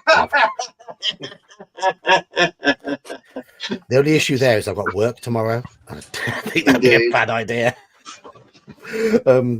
Surrounded by thorny briars and closely knitted tree roots, you see the entrance to a tunnel disappearing into the hillside beyond. It's approximately 7 feet in height and just over 10 feet wide. As you get closer, you can feel a slight breeze coming from the inky blackness. If the other end of this tunnel emerges on the far side of the hill, it could save you many hours of difficult climbing. But you're also wary of the fact that it could be harboring unknown dangers. Do we enter the tunnel, or do we climb the hillside instead? Tunnel or hillside? Tunnel. A hillock is indeed a small hill. Tunnel. But- Tunnel. Yes. But Not to be confused with a pillock. yeah, that's a pillock is not a small pill, and a bowl is not a large bowl. It's a small bowl. Imagine if somebody said, "I've just got to take my pillock now."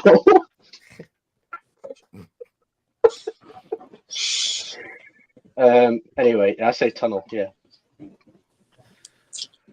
Let's brave it. Is that Even unanimous? though It looks Jay- like it's unanimous for tunnel. I mean, yeah. It does, yeah. Even though JD will warm you up quicker than Southern Comfort will. Hey, that's my. I love Southern Comfort. I don't know. Oh, I love them Daniel, what both, warms you up but- more? I love Even it- I love Squirrel it both, Hermit's but with what- it. Yeah, we're. I love them both, but Jack Daniels will hit you quicker. Everything I bad think- that happened in my life, Southern Comfort was involved. And it wasn't alcohol. No, it's poor decisions. Oh, Well, I have to say, the first time me and my wife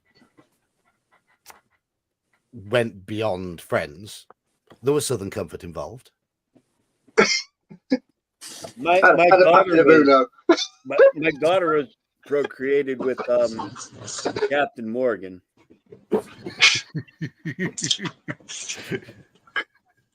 Was it Southern Wait, so Comfort do and you Exploding mean- Kittens?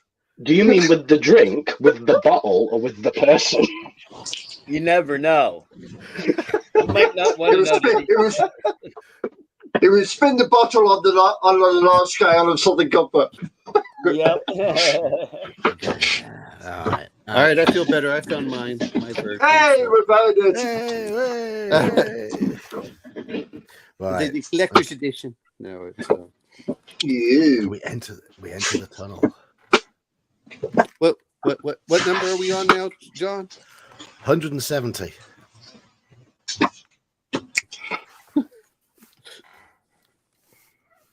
The tunnel is dark, and the air is much cooler than the outside. You carefully advance with one hand on the tunnel wall to aid your sense of direction.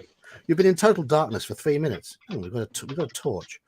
When you detect the foul smell of decay ahead, similar to rotting meat. If you have a torch and tinderbox in your backpack, you may light the torch to see your way ahead. Suddenly, something heavy drops from the tunnel ceiling onto your back, and you fall to your knees. It is a burrow crawler, and you must fight it, for it is trying to strangle you with its long, slimy tentacles. Do you want to show the picture, Omanal? I can't find it. I think my numbers may be slightly different than yours. Shouldn't be. No, trust me, mine are, because I have 170. If I show it to you, you'll be like, "That's not the one we're on." Yeah. Okay. So I'm slightly off of mine. That's interesting. Yeah.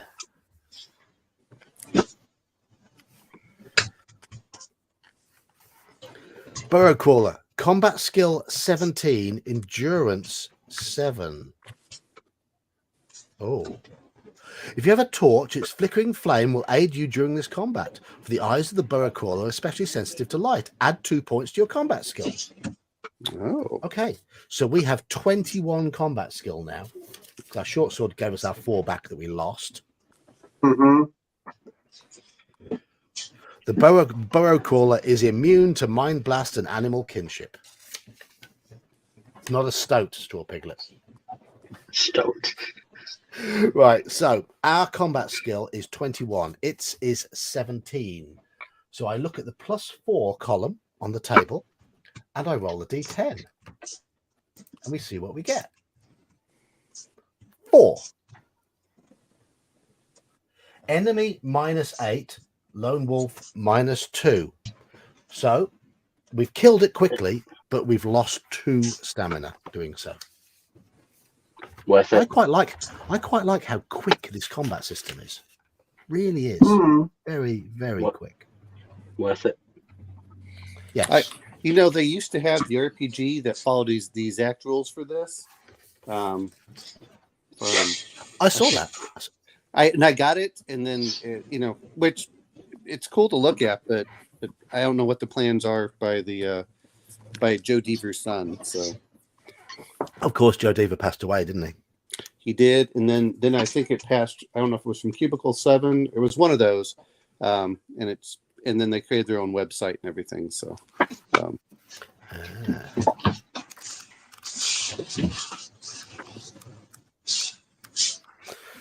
319.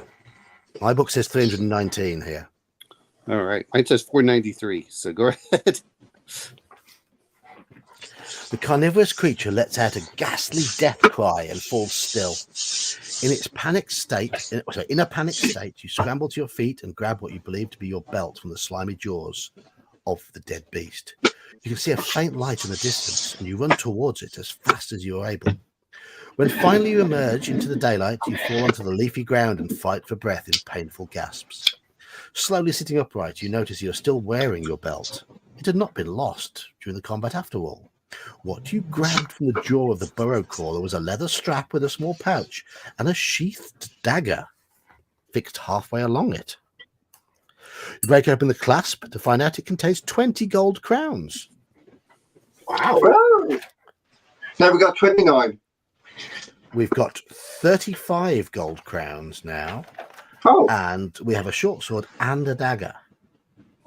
How are we for items? We are still fine. Feeling a little calmer now, you gather together your equipment and push on eastward into the forest. Clint Eastwood. You're not meant to. No, Yeah, if you go westward, it's DJ Tim Westwood. He's a kiddie fiddler, though, isn't he? He's a what? Isn't he? I thought he's a bit of a dodgy geezer. Hasn't he diddled a few young ladies? He probably Was it has, actually actually, but I've not heard of this. Google Tim Westwood diddling and see what you get. I remember it hitting the news, but I didn't find any confirmation on the outcome of it all. No, I didn't hear confirmation of the outcome of it, but he has mysteriously disappeared off the airwaves. That could just Which means that he probably did something, yeah. Possibly. Hello, Jeb. We're going for another 20-odd minutes, so you'll be all right. The forest begins... Oh, hold on. Where?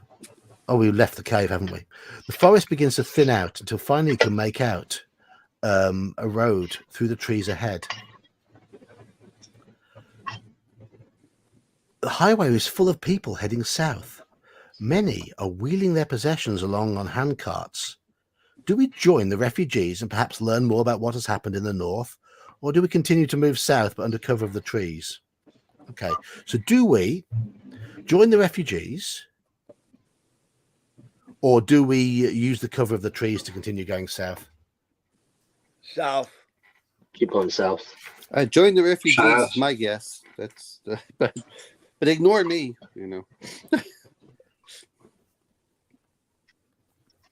Let's find out what news we have. There is that. That's a good idea. I'll change my mind. I'll go along with him. Okay. Did we find the just a quick question because I know I missed the beginning. Did you find the spellcaster banded him? Yes. Yeah. Okay. Good. All right. Wizard, yeah. Oh, cool. All right. You're doing well. Yeah, we decided to intercept the guy who was trying to kill him. Well, good. And we got the crystal thing or whatever. Yeah. Yeah, he gave us whatever it was, yeah. We're on 6 join 4 south, I believe, at the moment. Uh-oh. So South. okay. Any more votes? Joining the refugees is winning, but only just.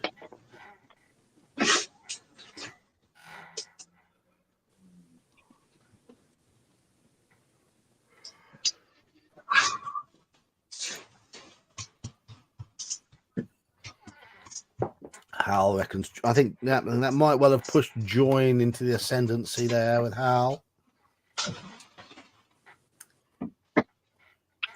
Any other votes? No. Slan's feeling friendly as well. Yeah. Slan was grumpy the other day. He admitted it to me. Ooh. That's rare. That's rare. He's always such a jolly chap. He's always so That was when it's cheery. a stream. He's so cheery to talk to. So he told me a tale of why he was grumpy, and he thoroughly deserved to have a grumpy moment. So well within his right That to be grumpy. jointers straw. The Is that joiners, jointers have it or the joiners have it. Jointers. Right. The people are hungry and exhausted. They have travelled many miles during the night, desperate to get away from their burning city. Suddenly you hear the beat of huge wings coming from the north. Kran, Kran, hide yourselves. The cry goes up all along the road. Just in front of you, a wagon carrying small children breaks down. Its right wheel jammed in a deep furrow. The children scream, terrified by the approaching Kran. Do we help them, or do we run for cover in the trees? You gotta help. Help the kids or run for cover? Help. We gotta be heroic. Gotta help the poor children. Well, seeing as we're here, I'd say we help them. Run for cover.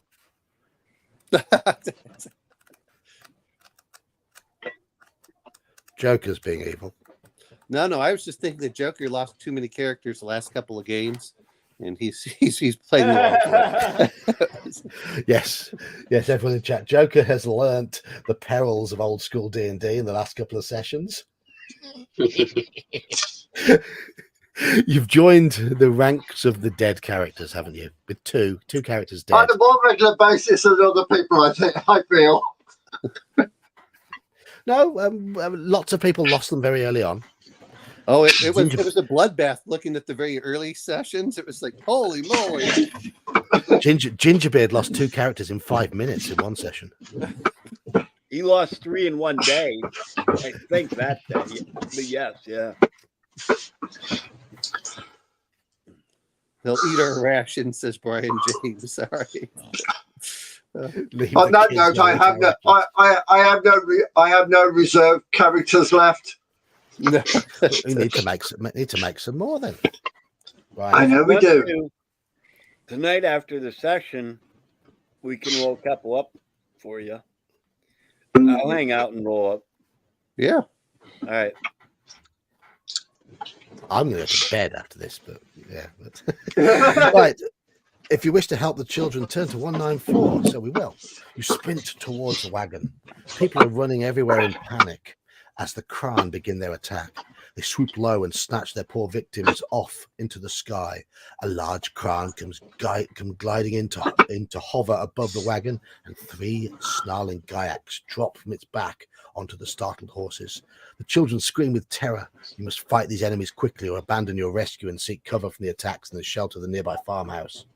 Do we fight the Gyaks, or do we hide in the farmhouse? Fight the Gyaks or abandon the children. Well, if we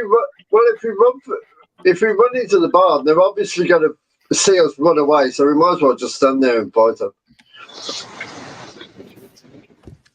Fight. Stand and fight. Yeah, And especially the best courtesy of all you geek. half the fun of playing is actually just making characters and then imagining what they can do before they die when you play. Yep. That's funny. Yeah. Pretty much. Yeah, death is more of an inevitability, isn't it? Yes. Like, It's more just like how long can you postpone it for? yeah. Isn't that right, Iman, with your poor character on a Tuesday night at the moment? Who dreams who dreams of the sweet release of death. That is he's loving that, isn't he? I think I'm doing a pretty good job role playing it, right? He's so happy. Yeah, my guy is ever so cheerful and happy at the moment. He dropped below half sanity on Tuesday. Depression and suicidal dreams. I feel like my character could have got off a lot worse, to be fair. Yes, well, yeah. I mean, I could have been stark raving mad by now, but apparently I'm just suicidal, which is okay. Like, in comparison.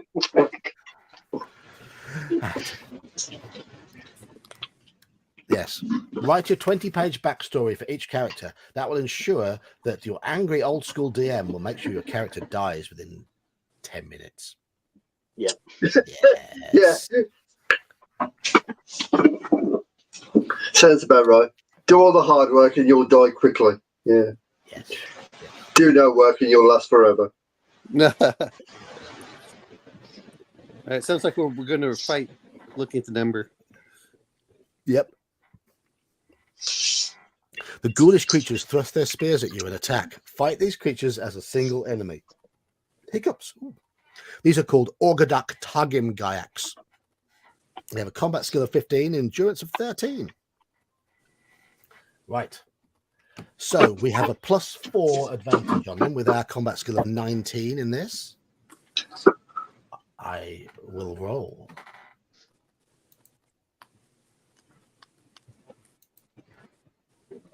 Six.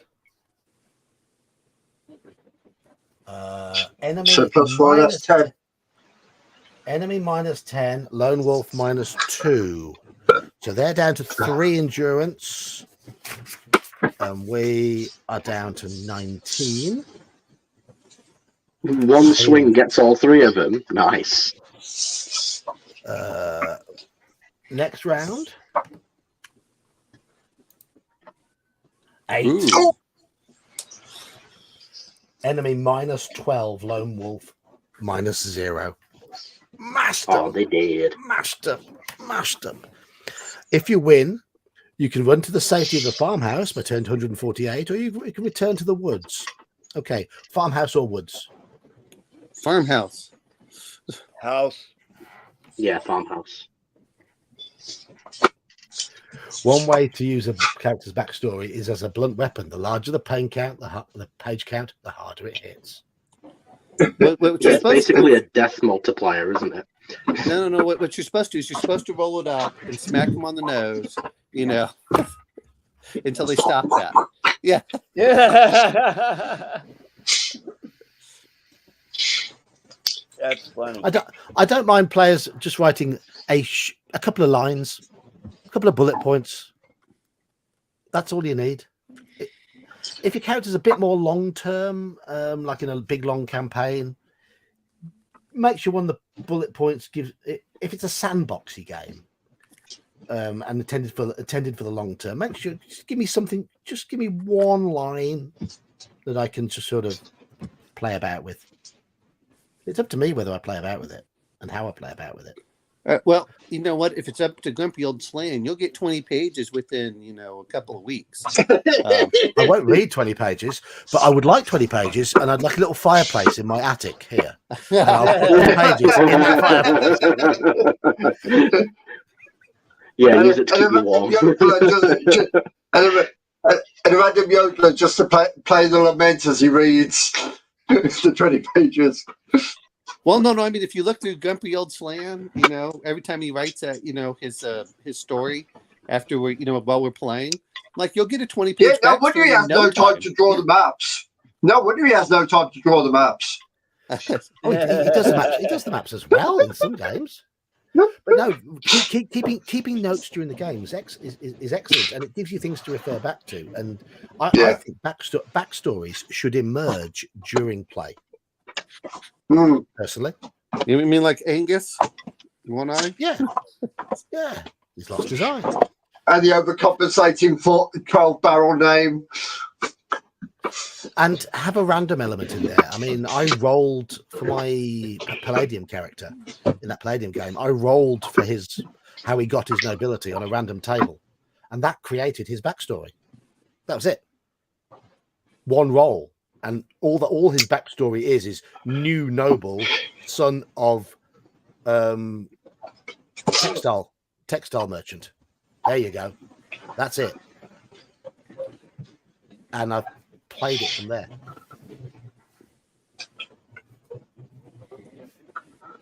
Right, farmhouse.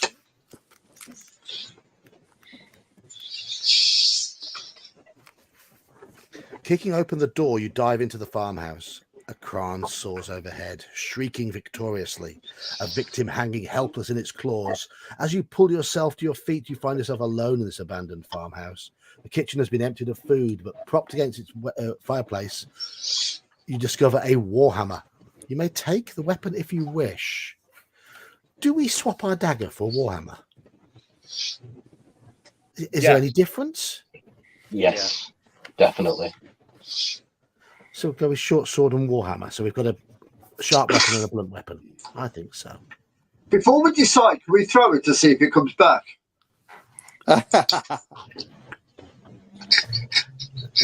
No. Right. Okay, it says here, if you want to stay in the farmhouse, turn to 81. If you feel, stay in the farmhouse, make a dash for the forest, or search the room further. Search the room. Search. Okay. Chat, do you agree with my panel? Halakar does. I'm all for search. There might be a female elf hidden underneath the hay.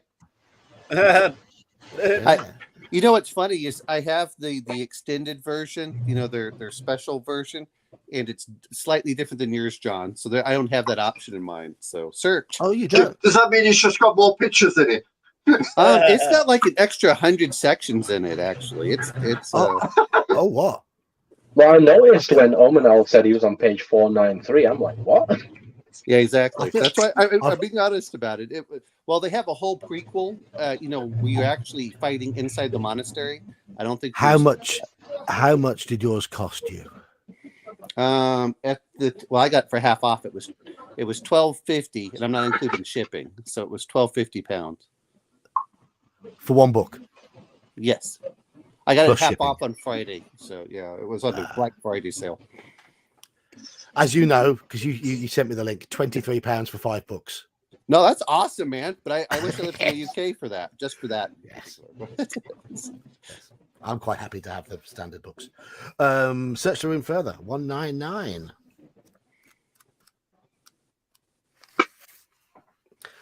Most of the cupboards and drawers are empty.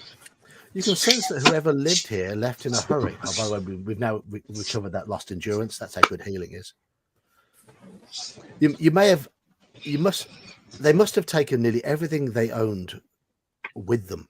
Only when you search the cellar do you find enough fruit to make one meal. We don't need any more meals. We don't. I was going to say, do we need any more points on our health or whatever for eating? No.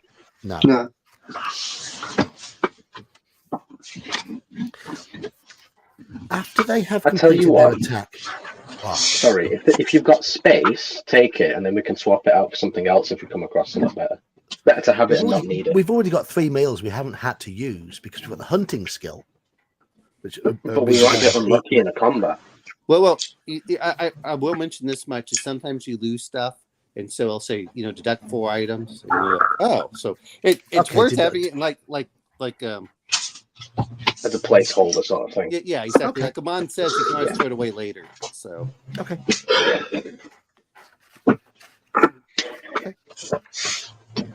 Right. After they've completed their attack, the Kran and their cruel riders take to the skies and vanish towards the west. As the shocked refugees start to emerge from the woods, you can hear the sound of horses galloping in the distance. They're coming closer. You stay hidden and wait until the riders come into view. They're the cavalry of King Ulnar's royal guard, resplendent in their burgundy uniforms. Cavalry picture. Woo! Charge! that's my version of it. Oh, you got different pictures. Yeah. Oh, nice. £14 to a stone. Do we call to the cavalryman, or do we continue along the forest edge towards the south? So call out to the cavalryman, or just continue by ourselves to the south. I'm for calling for them. Yeah. Wait, are they our cavalry or Yes. their cavalry? Yeah. Oh, they're ours. Okay, yeah, talk to him.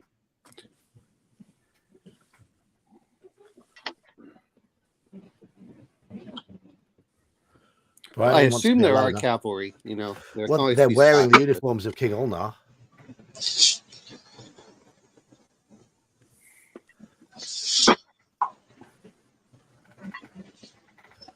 Wherever it laid its hat was its home. I'd have much rather had it been cavalry, or no, a dragon. That's what I would have much rather had it been a dragon. Then we'd have just run away. 13th warrior. Oh, yeah. Oh, well, I'm not seen it.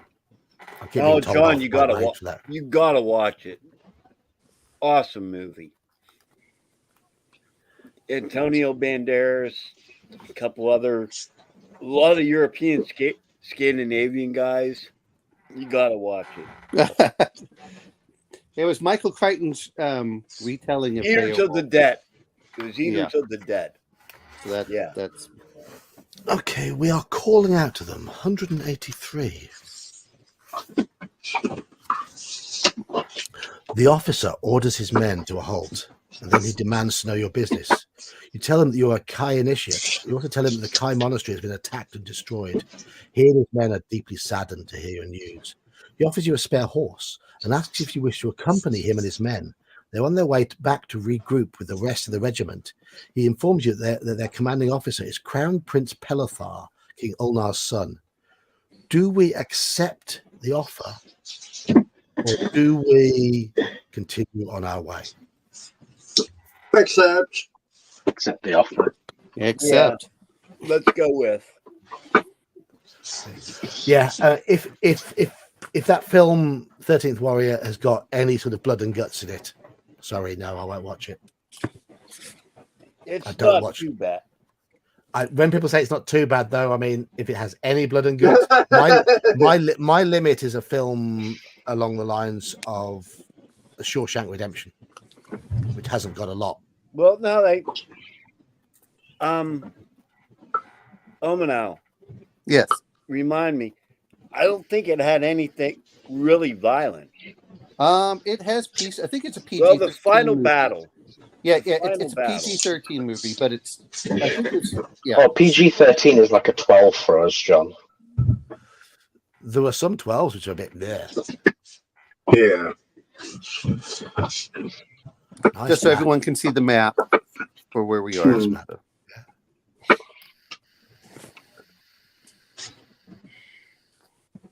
Even though the reality of it is that we're just like this little area right over here. It's,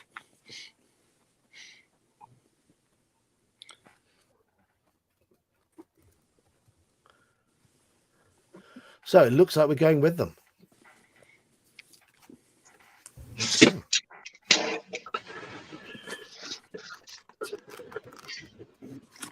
okay. Oh, this is a really, really, really big reading one. We'll do this. I was going to finish the stream at 1:45. It just hit 1:45, but I'll read this one. After a short while, you catch a few tantalizing glimpses of the river Unorum through the trees ahead. This major watercourse is one of the three great rivers of Sommerland. A great bridge was constructed many centuries ago to span the river, and as you push on through the trees, the twin stone towers that guard the approach ramp and gateway to this bridge's monumental span come into view. In the shadow of the towers, there's an area of leveled ground, a wide plaza with ancient slabs. And is that Iman making lots of noise? No, Iman, it's not me. not you. Who's making lots of noise? Is it Daniel? Dude, I'm barely moving. Who's moving about a lot? Who's making all the noise? Not me. Not that I know of, anyway. I promise you it's not me because I can hear it too. Yeah. Yeah. Whoever can't hear the noise is the guilty person.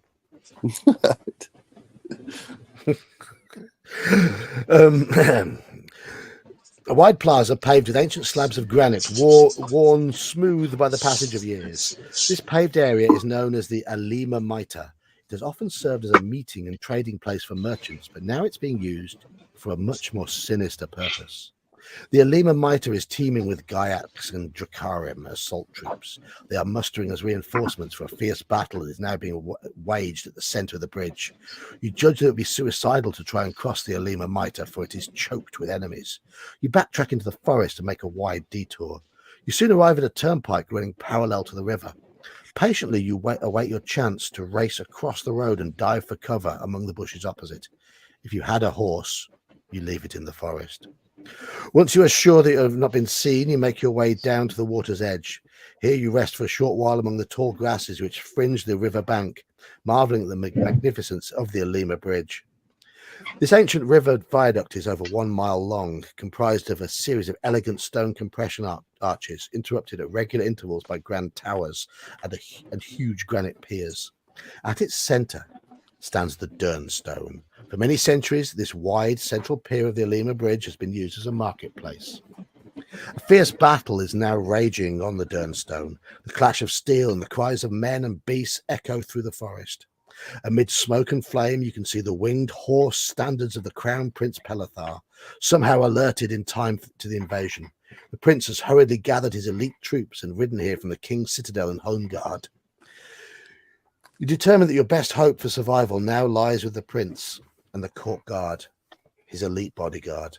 If they fall here, your mission has already failed. Under cover of the tall grasses, you make your way upstream to the nearest of the bridge's 2 gatehouse towers. At the base of each tower, there is an iron ladder, which ascends to a loading hatch located just beneath the wide central span of the bridge road. You resolve to climb and enter the nearest tower by way of its loading hatch. From there, a flight of wooden steps ascend to the top of the bridge's gatehouse arch. Upon reaching the top of the stairs, you cross over the gatehouse arch and turn along one of the raised walkways running parallel on either side of the bridge. Using your speed and stealth, you avoid detection by the enemy troops on the bridge road below. You're able to hurry along the walkway towards a guarded entrance to the Durnstone. You stop to observe the battle that is raging in the paved plaza below. In the center of this magnificent square, Prince Pelethar's court guards are locked in mortal combat with the Dark Lord's assault troops. The enemy have superior numbers and are trying to force their way through Pelethar's line, but the prince's men are fighting like lions and holding them back. Through the smoke and turmoil of this vicious battle, you see the prince locked in combat with a large, grey Gorgaz. This scaly creature towers above the other troops and wields its huge black battle axe with terrible effect. Prince Pelethar is sheathed in silver plate armor that gleams like a mirror in the sun. His white tabard is emblazoned with a winged horse, his personal emblem, and the razor-sharp blade of his broadsword is embellished with the proud symbols of Sommerlund and the House of Ulnar. Pelethar seems to be winning his deadly duel with the monstrous Gorgaz, but suddenly the prince falls wounded, a black arrow in his side. And that's where we'll leave it. That's the picture. That's the Gorgaz fighting the prince. There we go. There we go. That's where we'll leave it for tonight. We are at current section 97.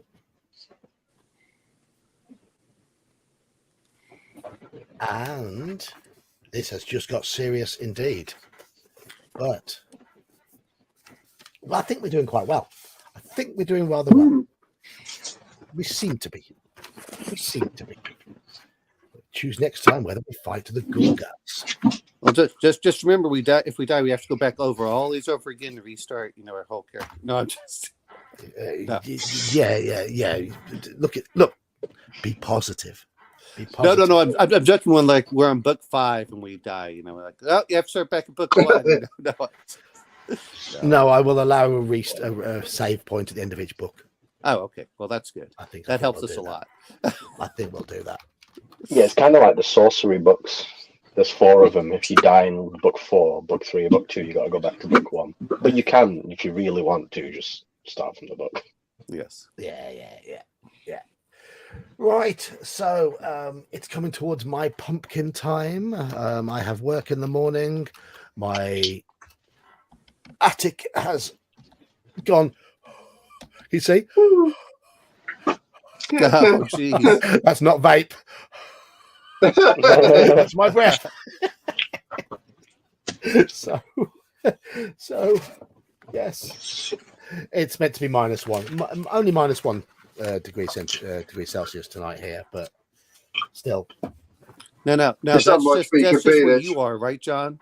That's not outside. That's just in the attic. Yeah. Yeah, it's probably slightly above Well, freezing in the attic. Might as well be outside with most UK attics. Yes, most UK attics. Yeah, I don't have decent. We've got good insulation under the floorboards of the attic because we had that done when we first moved in. Before we floorboarded the whole thing, but we never thought about lagging the roof. So Well, the house itself is warm. The attic isn't.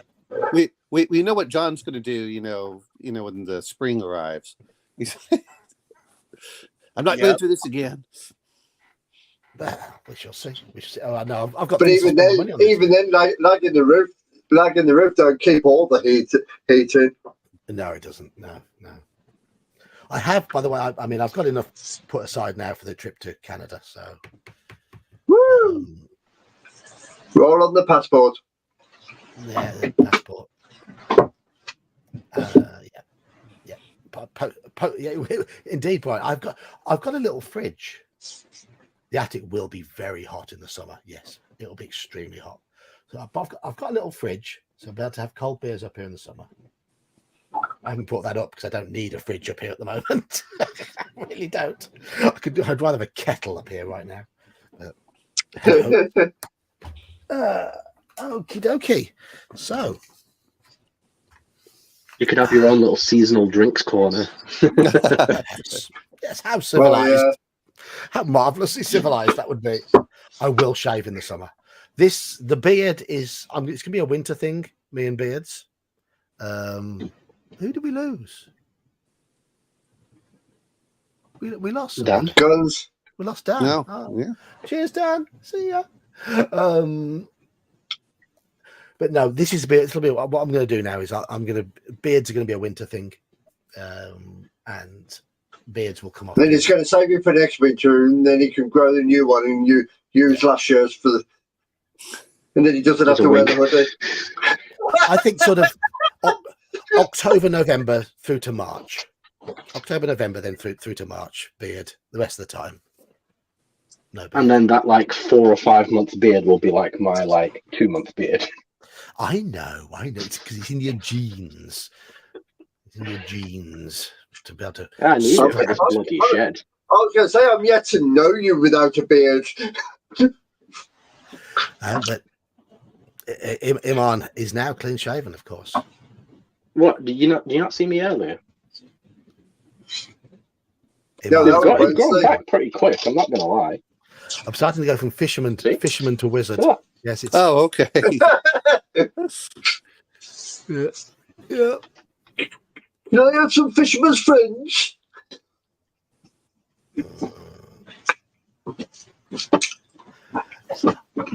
Hello, Nutty. I do eat red meat. I eat lots of red meat. Some nice lamb on Wednesday night.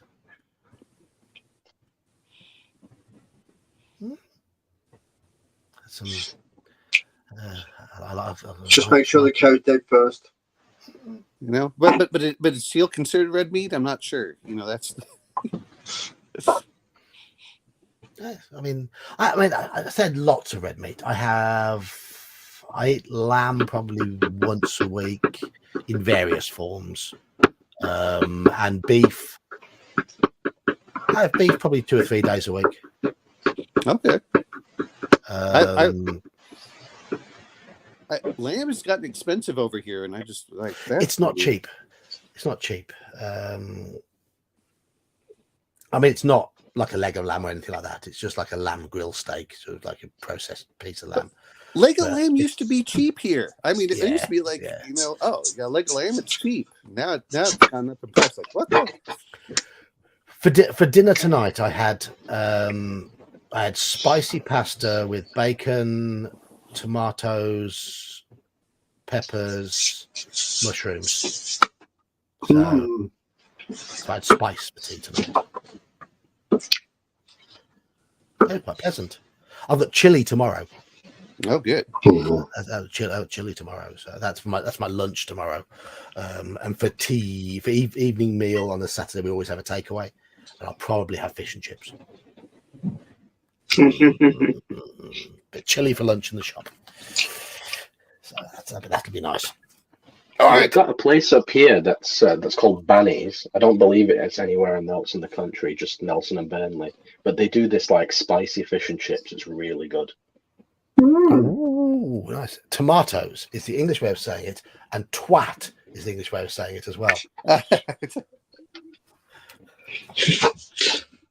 Tomato, let's call the whole thing off. Yes. Anyway, I'm going to bagger off because we suddenly have 18 people in chat just as I finished doing my reading. They must have all come off. They all want the dictionary. They all want the last 10 minutes of Dictionary Corner. You're not getting it now because it's cold. It's 3 minutes to midnight. I've got work tomorrow. I've got the whole day in a cold shop tomorrow. Hence, that's why I've got chili to take with me and tea bags. I've got lots of tea bags. I've got some of my oat milk. I'm taking in a little bit of sugar and chili. So, but are you going to? Are you going to be part of the game tomorrow, or are you going to listen in? Okay. As long as my boss isn't there during the afternoon, because so hopefully he won't. Hopefully he often pops in on Saturday, but it's usually before the game. It's just a couple of times he has popped in during the game. So, but I'll take my stuff anyway. So tomorrow. Honestly, don't get invaded. Yeah, tomorrow is Gingerbeard's game on the Discord. If you want to play some OSE and annoy the Gingerbeard, then you're more than welcome to do so. And we're doing Barrow Maze, right? We are Barrow Maze and Castle Zintillan combined. So Cathillan, yeah. Except none of us are actually doing Zintillan. He's running his own little, random thing as they go through Zintillan. yeah. Gingerbeard is as Gingerbeard does. So okay. Just remember, Joker, let the thieves scout everything out first before you run into a room. Yes, Joker. I don't think this character's died yet. Oh, not for this one, anyway. Does Gingerbeard have a soul? No deaths. Our goal is no deaths. So I can confirm that Gingerbeard does not have a soul. No. And on that note, cheers, chaps. See you all. Speak to you in the game tomorrow, and if not, it'll be next week. Catch you next one. Good night. Yeah, I'll put the Discord link in as in a minute. So cheers, chaps. Bye, everyone.